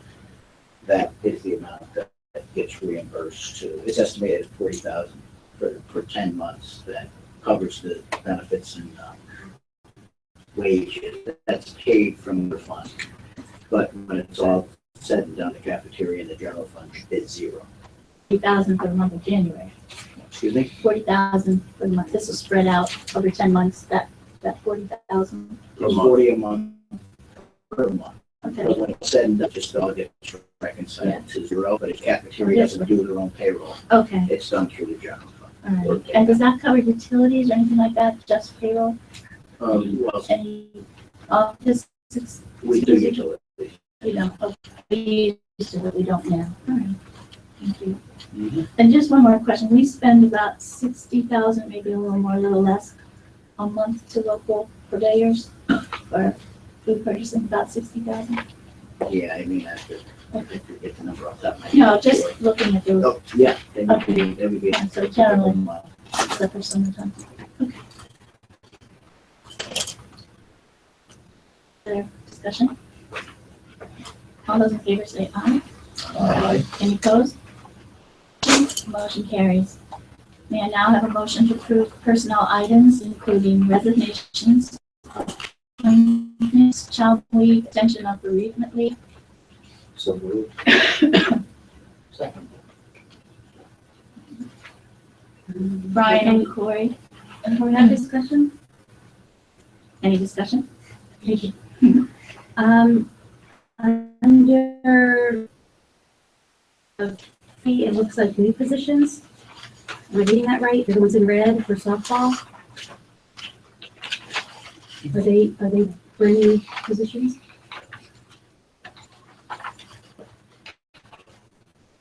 The new or open position? This is an open position, and I mean, I assume that we had softball coaches before, but the softball specialist, has that ever been filled before? Yeah, yeah, softball sessions has, yeah. Position. The new position, the assistants. Jimmy, is that new? Yeah, they're not new, it's a new person, but we've had assistant and a specialist. You have, okay. So then that one shouldn't say new, it should say open. The assistant softball coach. And that is Because we looked and then somebody else that you could write the head of the assistant. That's right. Okay. So even though it says, So E should be open, not new position. That was an error. okay, but open position then is actually replacing a body, a person in the previous. Yes, yes. Is there annual appointments and we didn't have anybody, the lady who stepped down, wasn't that, Okay. Jimmy, who was it? We used to have Brenda Snyder or we used to have Joe DePadua? Correct. Yeah. Correct. Brenda was ahead, Joe, Okay. and, we've had specialists before. So now we're talking middle school softball. We need a head coach, an assistant coach, and a specialist. That's what we've had. We've had that in the past. It's Our two specialist- teams, it's an Yeah, A team and a two B team, teams. it's not one team, there It's are not two 3 for teams. 1, right. Right. You have an A team and a B team. Same thing in basketball, and soccer. We have multiple coaches because we have multiple teams. How many students on the A and B team? How many think there are? I would say 25, 28, somewhere in there. 3 people for like 25, 28 kids. What a softball specialist does. Because I have no idea. I can tell you mainly the specialists that we've had in the past are working with pitchers and hitting. Those are the two things, mainly the pitchers. I didn't know we were getting Frank Jordan. That's impressive. He's a resident of our district. I've never met him yet, but I know him. He's been the girls' head coach at Valley Central over in Newburgh, for about 15 years. And he's taken his team to the state, into the state playoffs many times. But I knew he was a resident of our district, but I didn't know that that he was going to, because he gave up the Valley Central team last year, so that's great.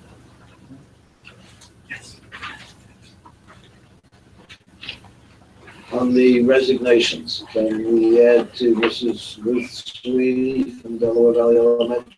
Can we add the grad? I know she's been on time A couple of retirements. We might want to just do it for all the retirements because we have some wonderful people that have been here a very long time. Mary Ann Baker, Kathy Constantino, Kathy Holmes, Denise Sweeney, Ruth Sweeney, and Bert Thompson. So that's a lot of years. And Laura Castro, Jimmy's right hand up there, She's gonna go? he's on there. Yeah, she's on there just for a drum. Oh, I'm sorry, Yeah. okay, that's good, yeah. I always do. I know that. No, I want to get rid of her. She's your right hand. She is.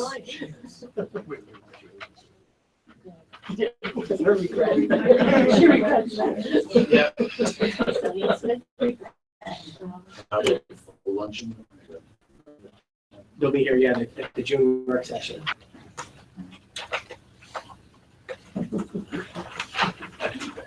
The kids. The youngest works now 26. That's a different, they're sister-in-laws, they're married to brothers. That's Linda. Yeah.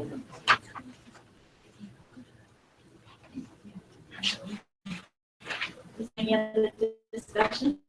You see on the chart, we were just talking about how many have hit us this year.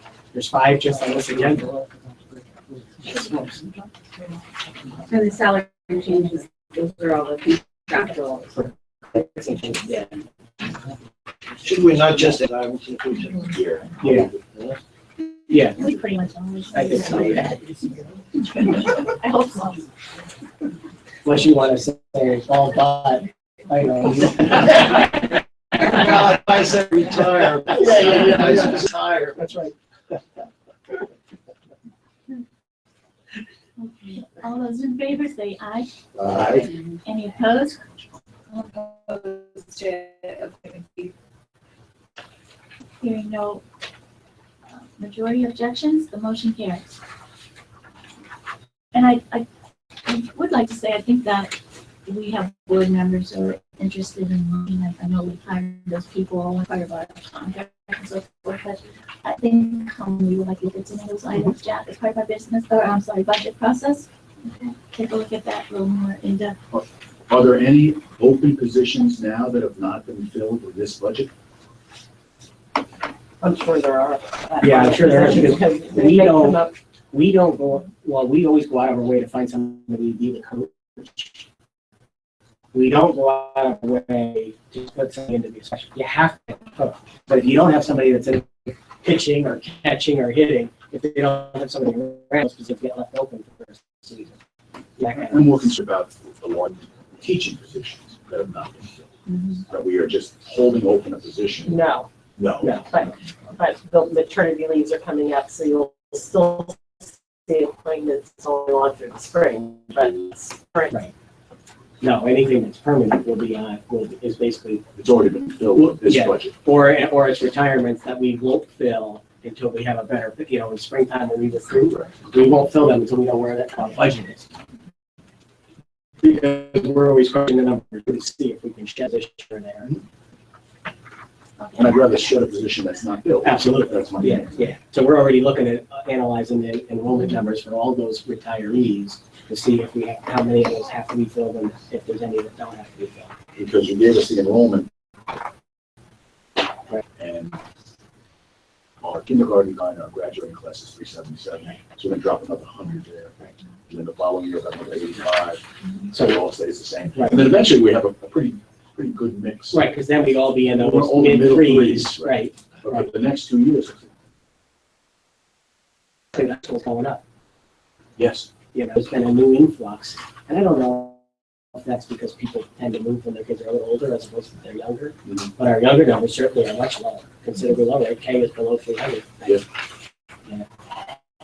So if it continues, we'll continue to see. Shahola used to have 4 sections of classes. Now they have 3s of everything. DVES is a combination of 4s and 3s. If the downward trend kept up, they'd only have 3 of every 3 sections. So. And even Dingman's. Jim, how many Dingman's used to have? 9, and they only have 7 sections. So positions back through the, and we continue to do that.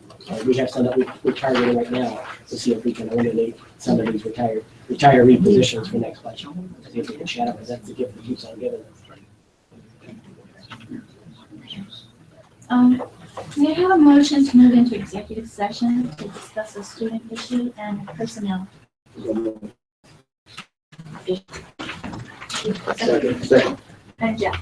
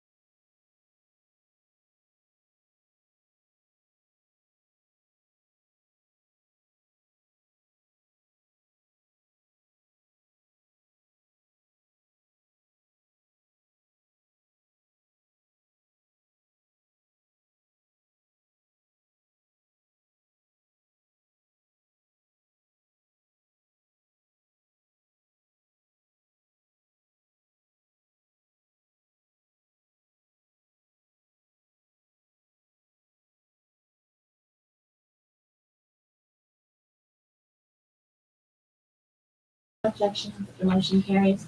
May I have a motion to approve additional volunteers per your attachment? You see, Motion. on, second, Jessica. Any discussion? All those in favor say aye. Aye. Any opposed? Hearing no objections, the motion carries. May I have a motion to approve the request for the waiver of rental fees for the following organizations, subject to approved insurance? First comes PAC 10 of Dingman's Ferry to use the Dingman Delaware Middle School cafeteria and auditorium on February 25th, 2017, for their blue and gold banquet and lots of rental fees of approximately $215. And the second one is the Delaware Dancers Hannah Q Dance Company to use the Delaware Valley High School auditorium on Saturday, May 13th, 2017, for their dance recital at a loss of rental fees of approximately $200. So moved. Jack and John. Any discussion? The dance recital, I know we let our facilities be used by different dance groups or dance programs. Yeah. This one, Charge any of them, right? well, this, they're not a for-profit, they're a 501c3. So that's why they can ask, because we grant it for not-for-profit. But the ones that are for profit, we charge? We do charge them to use it. Okay. Any other discussion? All those in favor say aye. Any opposed? Hearing no objections, the motion carries.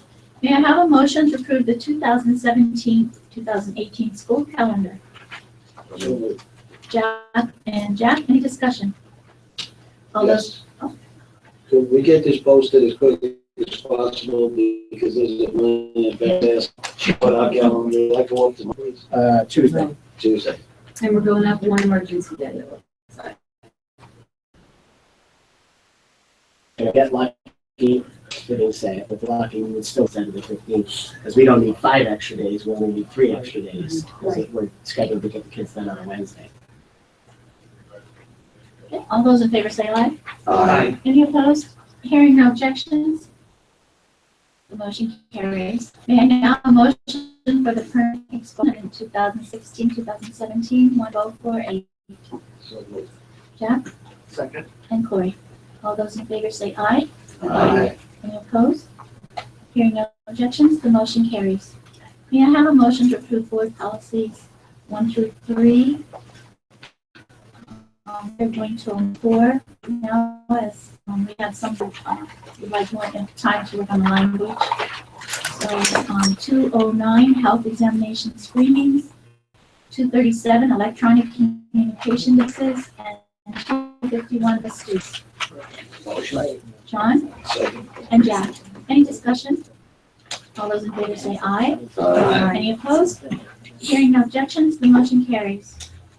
May I have a motion to approve the contract between the Delaware Valley School District and K-12 Services Incorporated for third-party procurement specialist services for the procurement of, with the Lemoore Code Purchasing Cooperative request for proposals effective February 17, 2017, for a term of 3 years with the option for an additional 1-year extension at $0.015 per meal served, as determined by the data reported to the Pennsylvania Department of Education School Food and Nutrition Division of the eligibility report.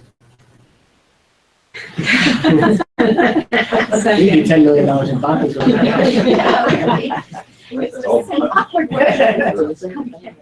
Any discussion? Yeah. Can, Second.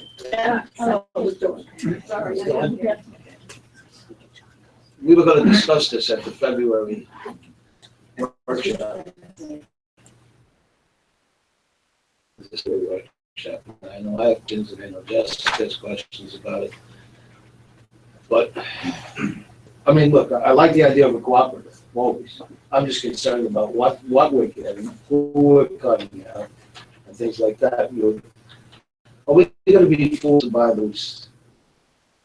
I get a lot of questions about the type of foods. Personally, would it kill us to put this off till next month? the Killen Consortium. Why don't I give you more explanation, and then if you still wish to put it off, you can put it off. It's not gonna mess you up by. No, but I mean, if you, for many years, we did through IU 20, we had a cooperative for purchasing. The easiest example was paper. But all school districts, you could put the brand that you want, put all the gross numbers of volume of purchasing together in the effort to save money. In this case, you're doing the same thing with food.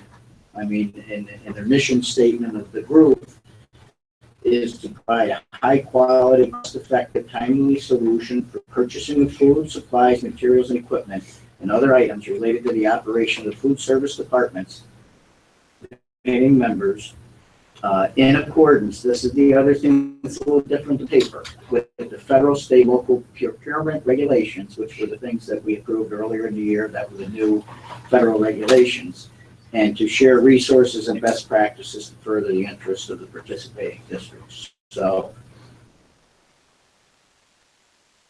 encourage members to recognize the use of cooperative purchasing through a centralized purchasing service. So they're going to agree on commodities that meet the federal guidelines and go out and competitively bid at gross numbers from participating. That's the.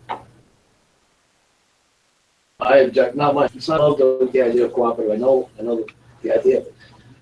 If we go out and we get paper, it's not quality paper, well, it's not really gonna kill anybody, it's not quality paper. We're talking about food and putting into young kids' mouths. But didn't you say, Bill, one time that like ABC peaches might be the best price, what they're going for? If we find that our kids aren't eating ABC peaches, we can go to XYZ peaches, but we're gonna pay more for them? Don't I remember you? Well, I think the key is you're gonna have experts that, two things in my opinion. The fact that they have to meet federal guidelines. So the federal guidelines is the first step. Then if you get the experts, the people actually on the line delivering the food here, and agree upon this, for lack of a better word, the food specifications, then you agree on a specification that meets the federal guidelines and is something that the cafeteria supervisor are in agreement that's a product they can wish to sell, want to sell. You combine all the volumes together, and therefore you met the federal regulations, which don't forget that, because you could be out there, it's that you assist the cafeteria people in making sure that they have a product that meets the regulations and at the same time is something that they agree upon by the various school districts. That's the proper item to purchase. What's concerned me about it is that we hear the different schools are in the financial trouble, and we see what's gonna go on maybe with HB 76. And maybe okay, federal guidelines, guidelines. But with food, you see how many times guidelines are not satisfactory.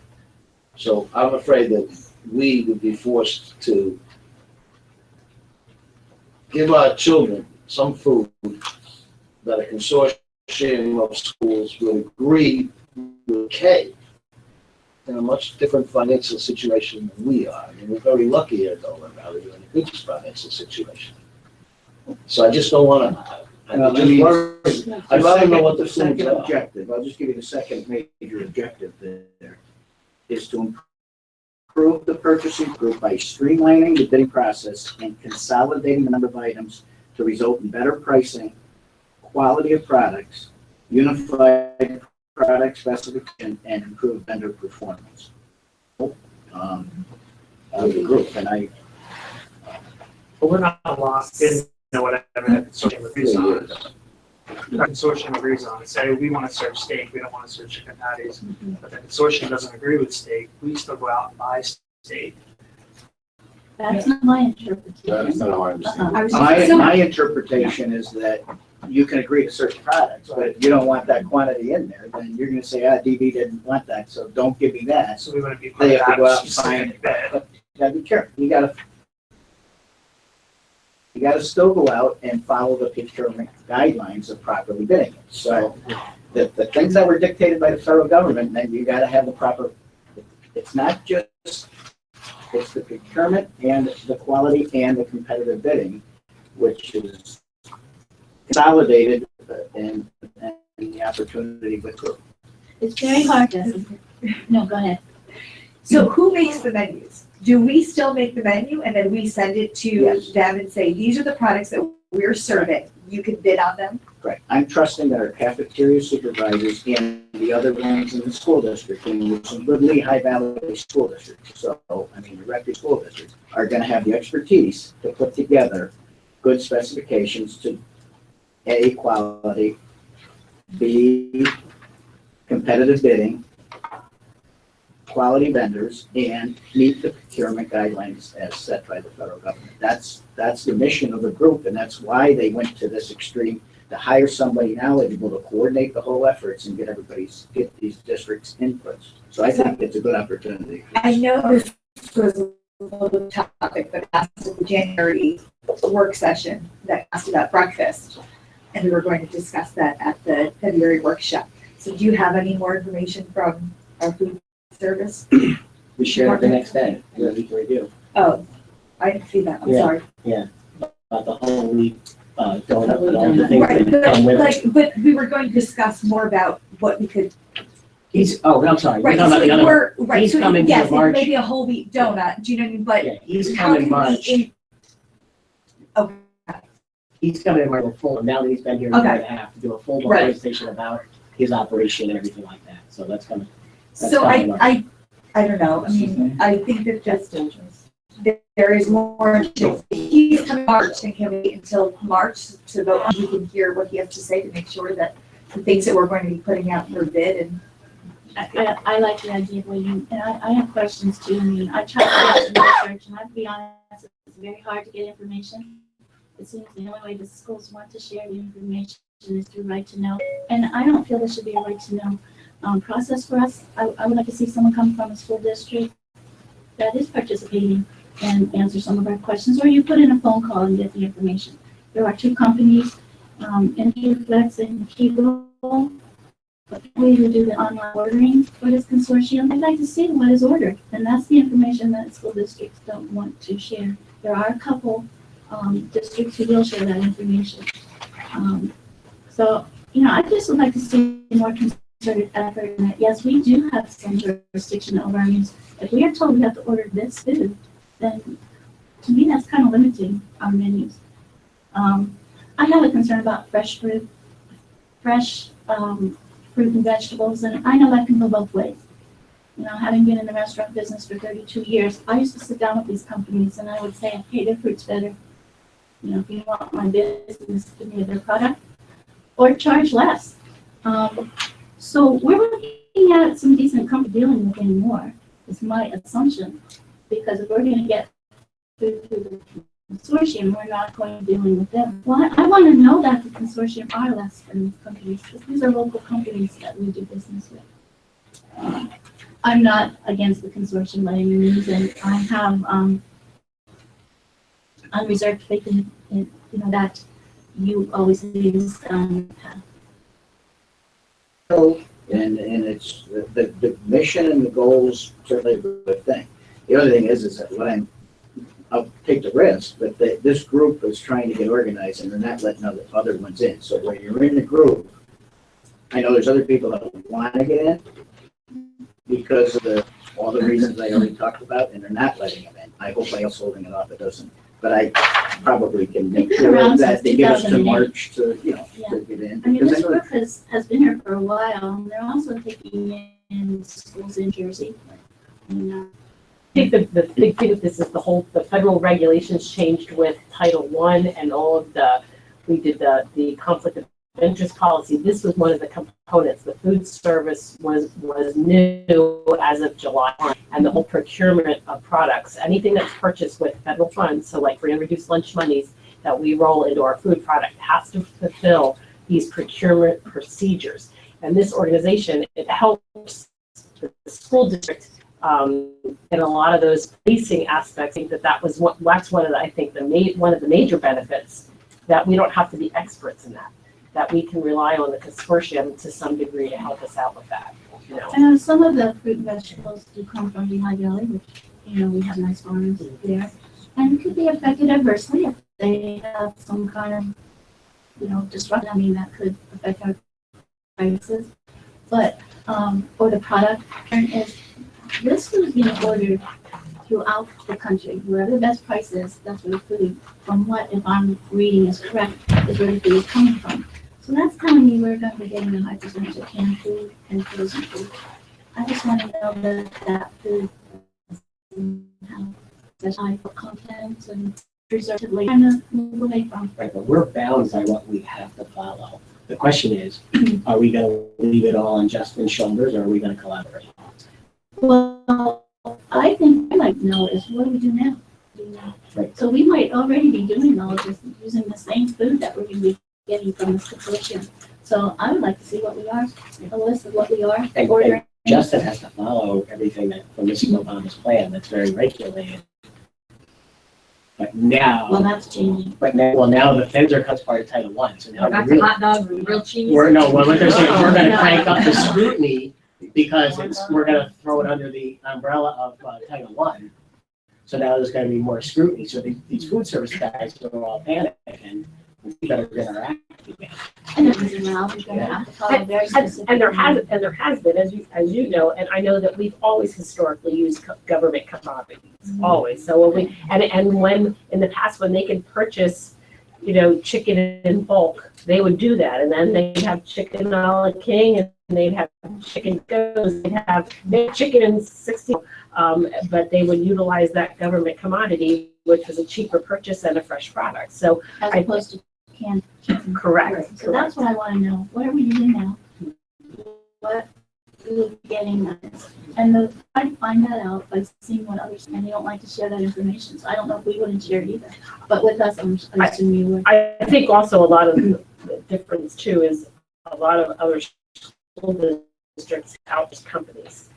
And they not all of it of having, and then you're at the mercy of whatever they're providing. And you don't really have a say, other than you're gonna contract with them or you're not. The benefit that we do have either way, whether we go with a consortium or not, is we have our own in-house. So we do have a lot better quality controls on the type of product we put. The new contract, all it says is that they have to meet the guidelines from the government, that we have no say. We like that, if they meet the guidelines, they've got the contract, and we move on power. Although you don't lose that here with one No, of these right. purveyors. So Correct. you're not going to get canned Right, because we're turkeys from them. right, we're buying what we want to be a part of the bid.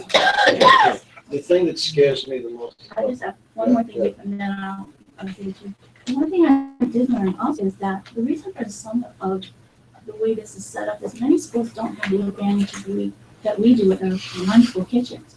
I mean, we have that Morris kitchen that could really service our entire district. I've never seen such a well-equipped, fabulous kitchen.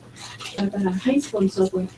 So a lot of this Our high school food. is archaic. Oh. Everything needs to be. Because Laverne never wanted to spend any money, so she was so tight, so they told. Well, then, okay, you but she let us to believe that. Yeah. So the point that I'm making is much of this food is set up to be used in microwaves and fast food prep. We don't have that necessity here. We just spend a lot of money on a fabulous setup. That Hobart mixer makes some really nice mashed potatoes.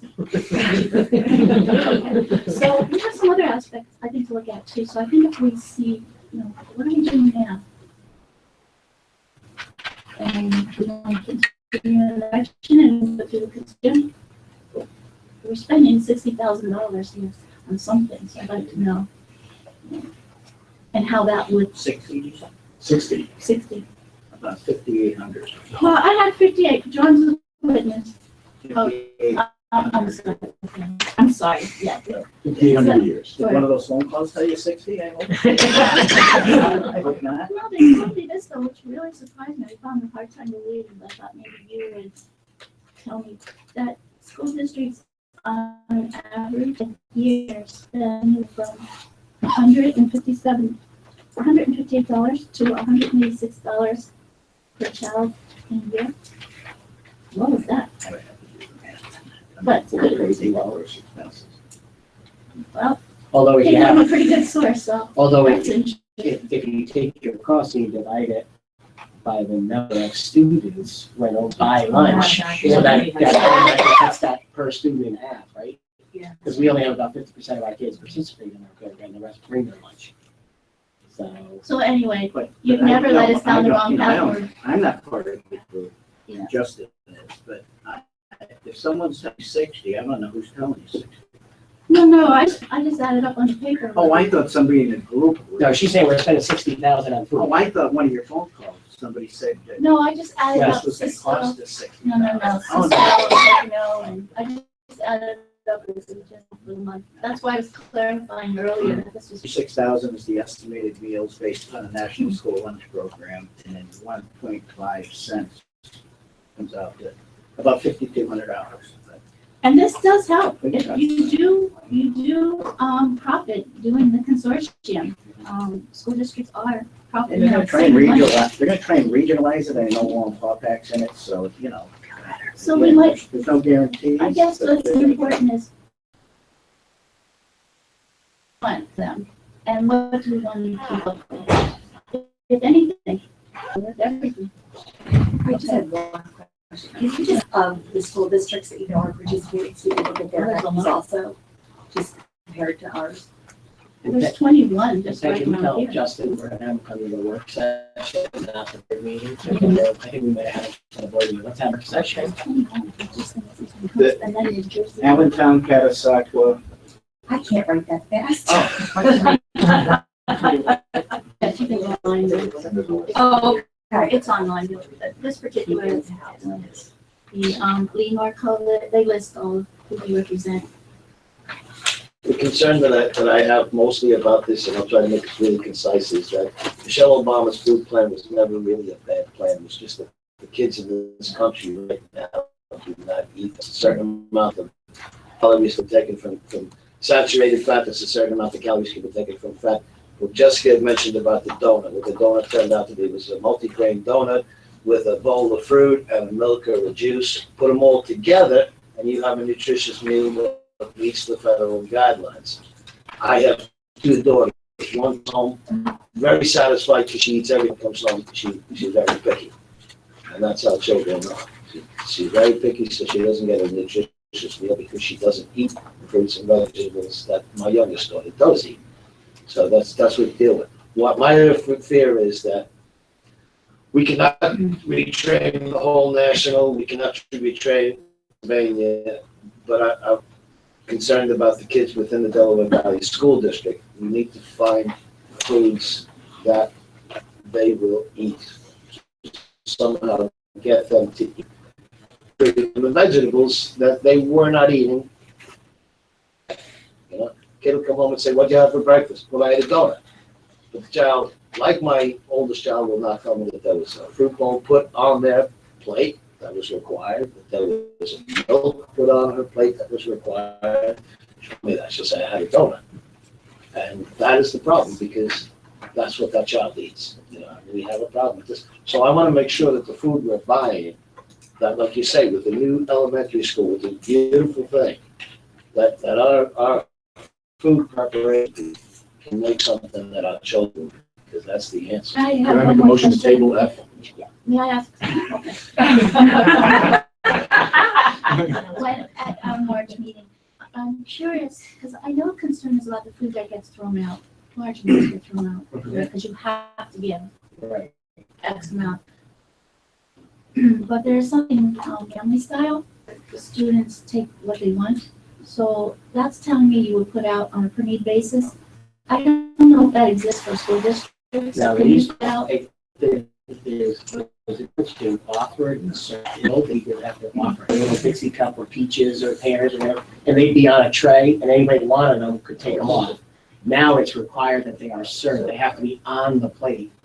So that's why our garbage and our. So there's no more family style. Right, so our garbage costs and our food costs have gone up, because now instead of it being there for the taking, everyone has to have it on their plastic tray. I'll just throw it out. So that's why I want to make sure that we're giving, we're not taking that out of the hands of our food preparation people by doing this consortium. I love the sale, of course I love this. That's what I'm. So we'll have Justin come to the work session. If you have particular questions, send them to us so that he can research them. All right, so that we don't go another month with no questions, and then at the work session, we have a bunch of questions he can't answer, and now he's gotta come back the next week when you gotta vote. You don't like to get those answers the night you don't. So, Okay, send it. yeah, send them right to Peg, and then she can do the homework with Justin, because if it's particular stuff or peculiar stuff, he might have to do a little homework. But then that would help us speed up, so we're not doing the thing next month for the, Yeah, Can I it's say- right around there. work session. Wait, we have a second. Okay. I'll second John's motion. Ron, All right, it's tabled. Okay, now we have to vote on the table.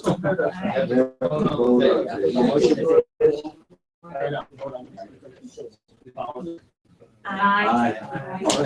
Oh, you were that, I wasn't telling them. Sorry about that. I was trying to say that. It just sounded like me. All right.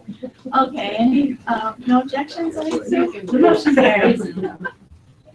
All right, so we are moving on to, item G, and may I have a motion to approve on the widening and relocation of the road project, course excavating? Second. Second. Any discussion? Hearing no any objections? Hearing none, the motion carries. May I have a motion to approve the Colonial Intermediate Unit number 22 operating budget 2017-2018, including curriculum development services, management services, and instructional material services? So moved. Jeff and Corey. And, there's an increase. What did we just take for the year, generally?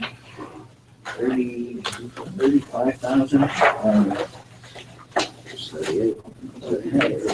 It's in the spiral Just down. for these guys. I thought it was 35 myself, but no.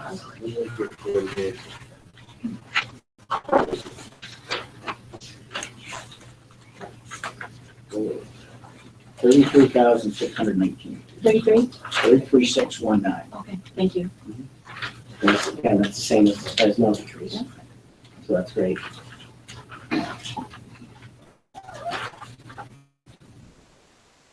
Hey, MIU board member. Yes, I noticed that. And we thank you more for being the person so nobody else has to go. I'll tell you, it's hard for me to get there too. Where are we? All in favor, say aye. Say no, Aye. I can always rely on John to get me back on track. You opposed? The motion carries. So, just a reminder, review of board policy 255, educational stability for children in foster care. And, this is under review. We're still doing 810.2, but We pulled it, it was up for approval, we pulled it off because she wants to do some more work on the March work session. Yeah, and then we have to do that we added. And I'll make sure I send a copy of that to everybody.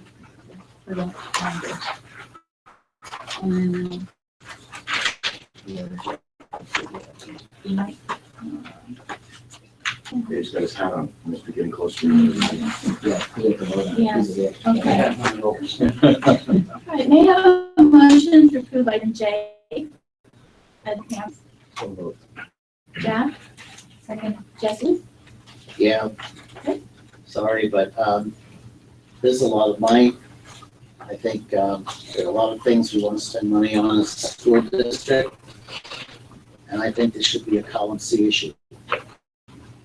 When we go through a budget process, this is something that we should purchase if we can afford it. And especially the discussion tonight about where we make finances, I'm a little concerned. So if we have to vote on this tonight, I'm a no. I'd like to see this as a column C issue. John, I'm going to support you.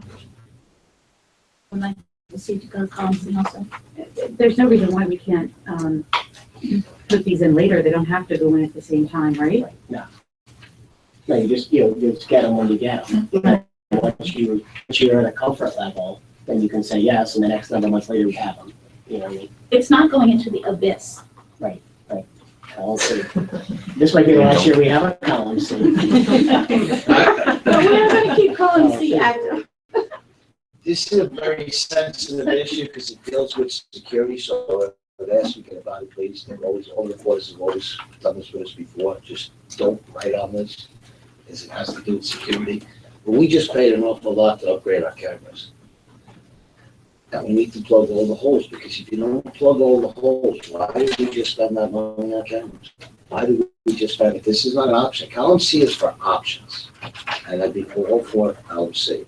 And I love to put things on column C. This is not an option. I was just gonna say, the past with $300,000 of upgrades that do exist already, then I think that the $50,000 to fill those gaps that I think are imperative that we fill, then I don't see how you cannot vote for these. Yeah, we just spent $300,000 on cameras. How could you just, and the reason we said we were gonna do that, because we said, and why we said, we don't, if we're gonna do something, let's do it, and not, let's do it halfway. Let's do it all or nothing.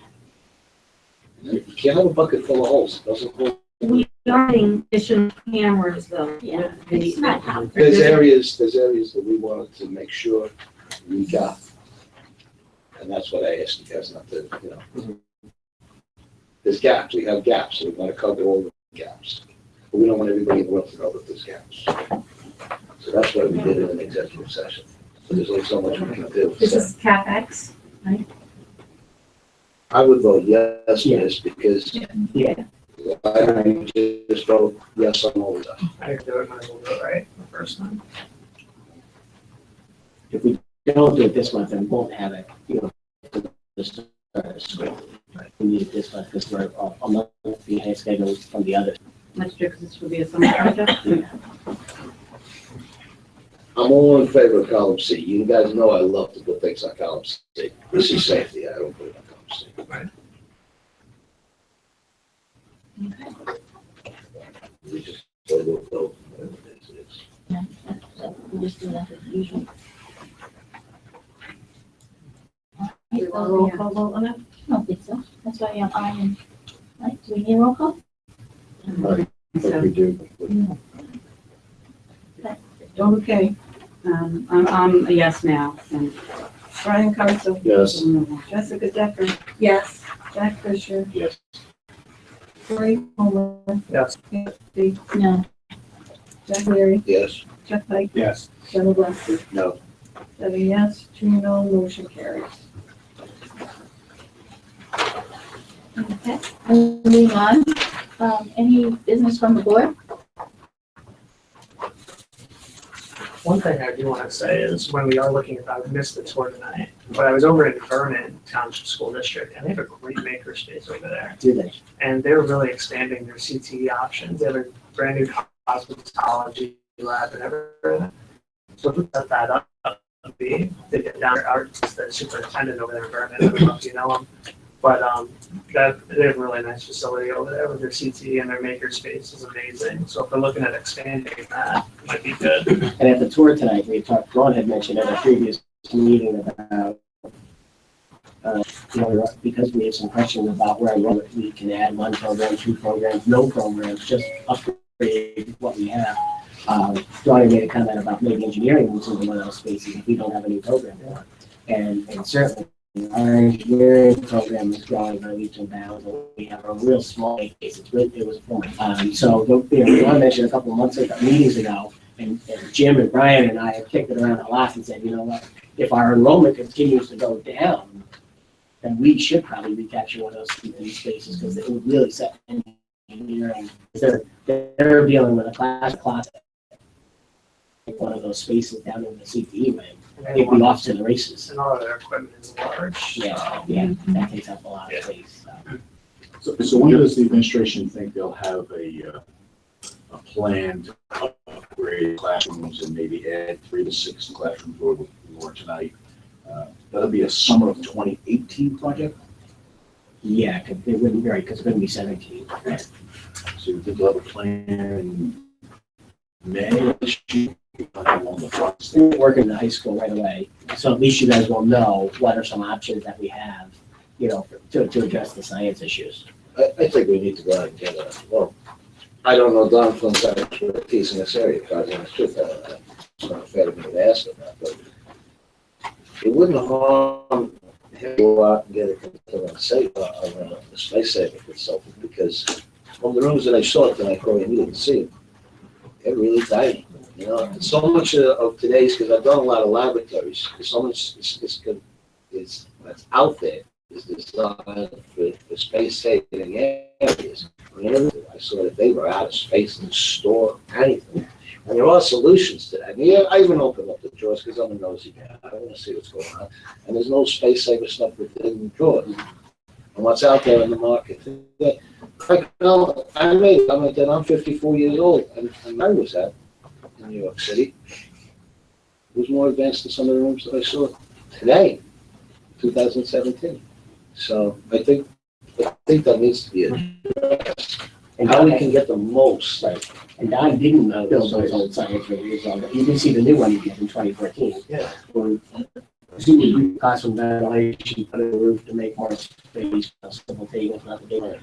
So we'll have a conversation with him. At the same time, it may become a moot point if it means we have to go to a referendum. So. We can always give it a try. Good try. God loves a chance. You need that, Steve. Yeah. We're gonna do the work and then we can see what happens, you know, get it ready and then we'll see what happens with legislation. But we'll get working on that. Yeah, John, I just want to add Ryan and Jim for taking us around and showing us those classrooms, and I hope the financial stays beneficial to making these kinds of improvements that we can move ahead, because I'd certainly be supportive of that. Can I ask a question unrelated to that? But when we were going through, and we talked about, we'd love to see the couple of things extraordinary for the grant for rate.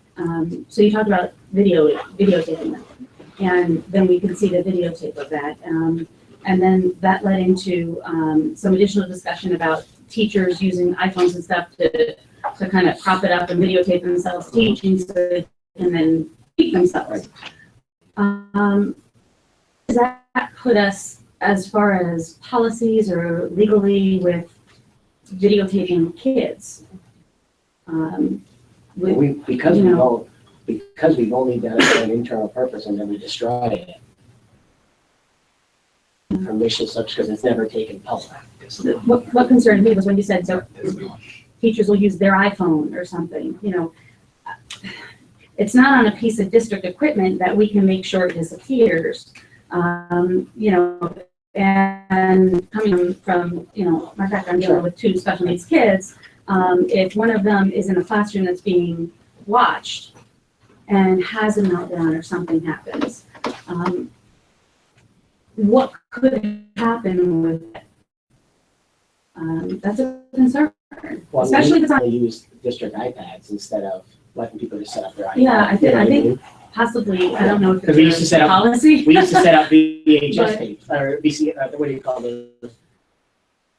The cameras. Right. When a principal, we used to we would have the librarian come in and set up the tripod with the video camera with the VHS tapes. And Corey's looking at me like I'm nuts. You know?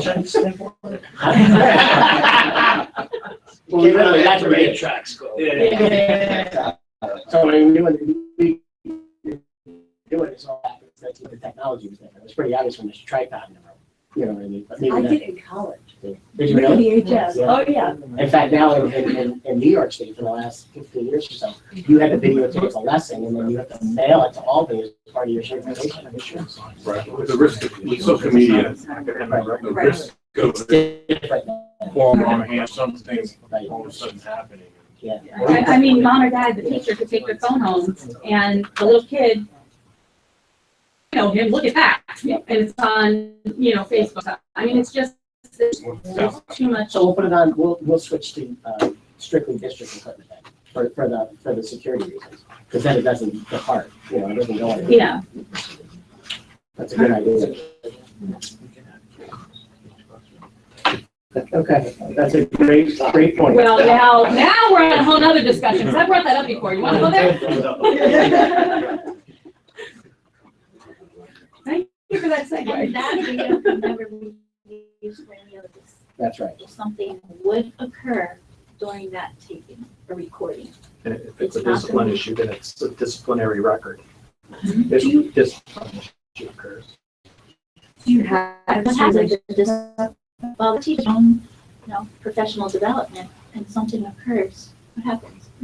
Pretty much transforms into a disciplinary Disciplinary, record. right? It becomes something different, and, I mean, she wouldn't be able to use it anymore, because it would be a disciplinary record at that point. Determines the role of discipline, of a disciplinary, action. So I don't know, I just have some, there's always that one person saying, oh. And literally, we've been doing it for 20 Yeah. years. You know, but it It's just takes such a someone to new- carve. Yeah, it's just such a new world today. Anyway, So be careful, and I like not using your own devices smartly. Right, that's a good way to make it more professional and educational device. Instead of prone to any junk set or non-set. Okay. Right, anything else from the board, from the public? For announcements, our next meeting is March 9th. Work session, 7 o'clock here. And our regular meeting is on, March 16th at the Shahola Elementary School, 7 o'clock. Library, not the cafeteria. Yes. Nice, Yeah. that worked out so well at Matamoros, that was fabulous. There's no meeting this year on St. Patrick's Day, right? That's right. And that's one year I think we had all. It's kind of like every minute. Only,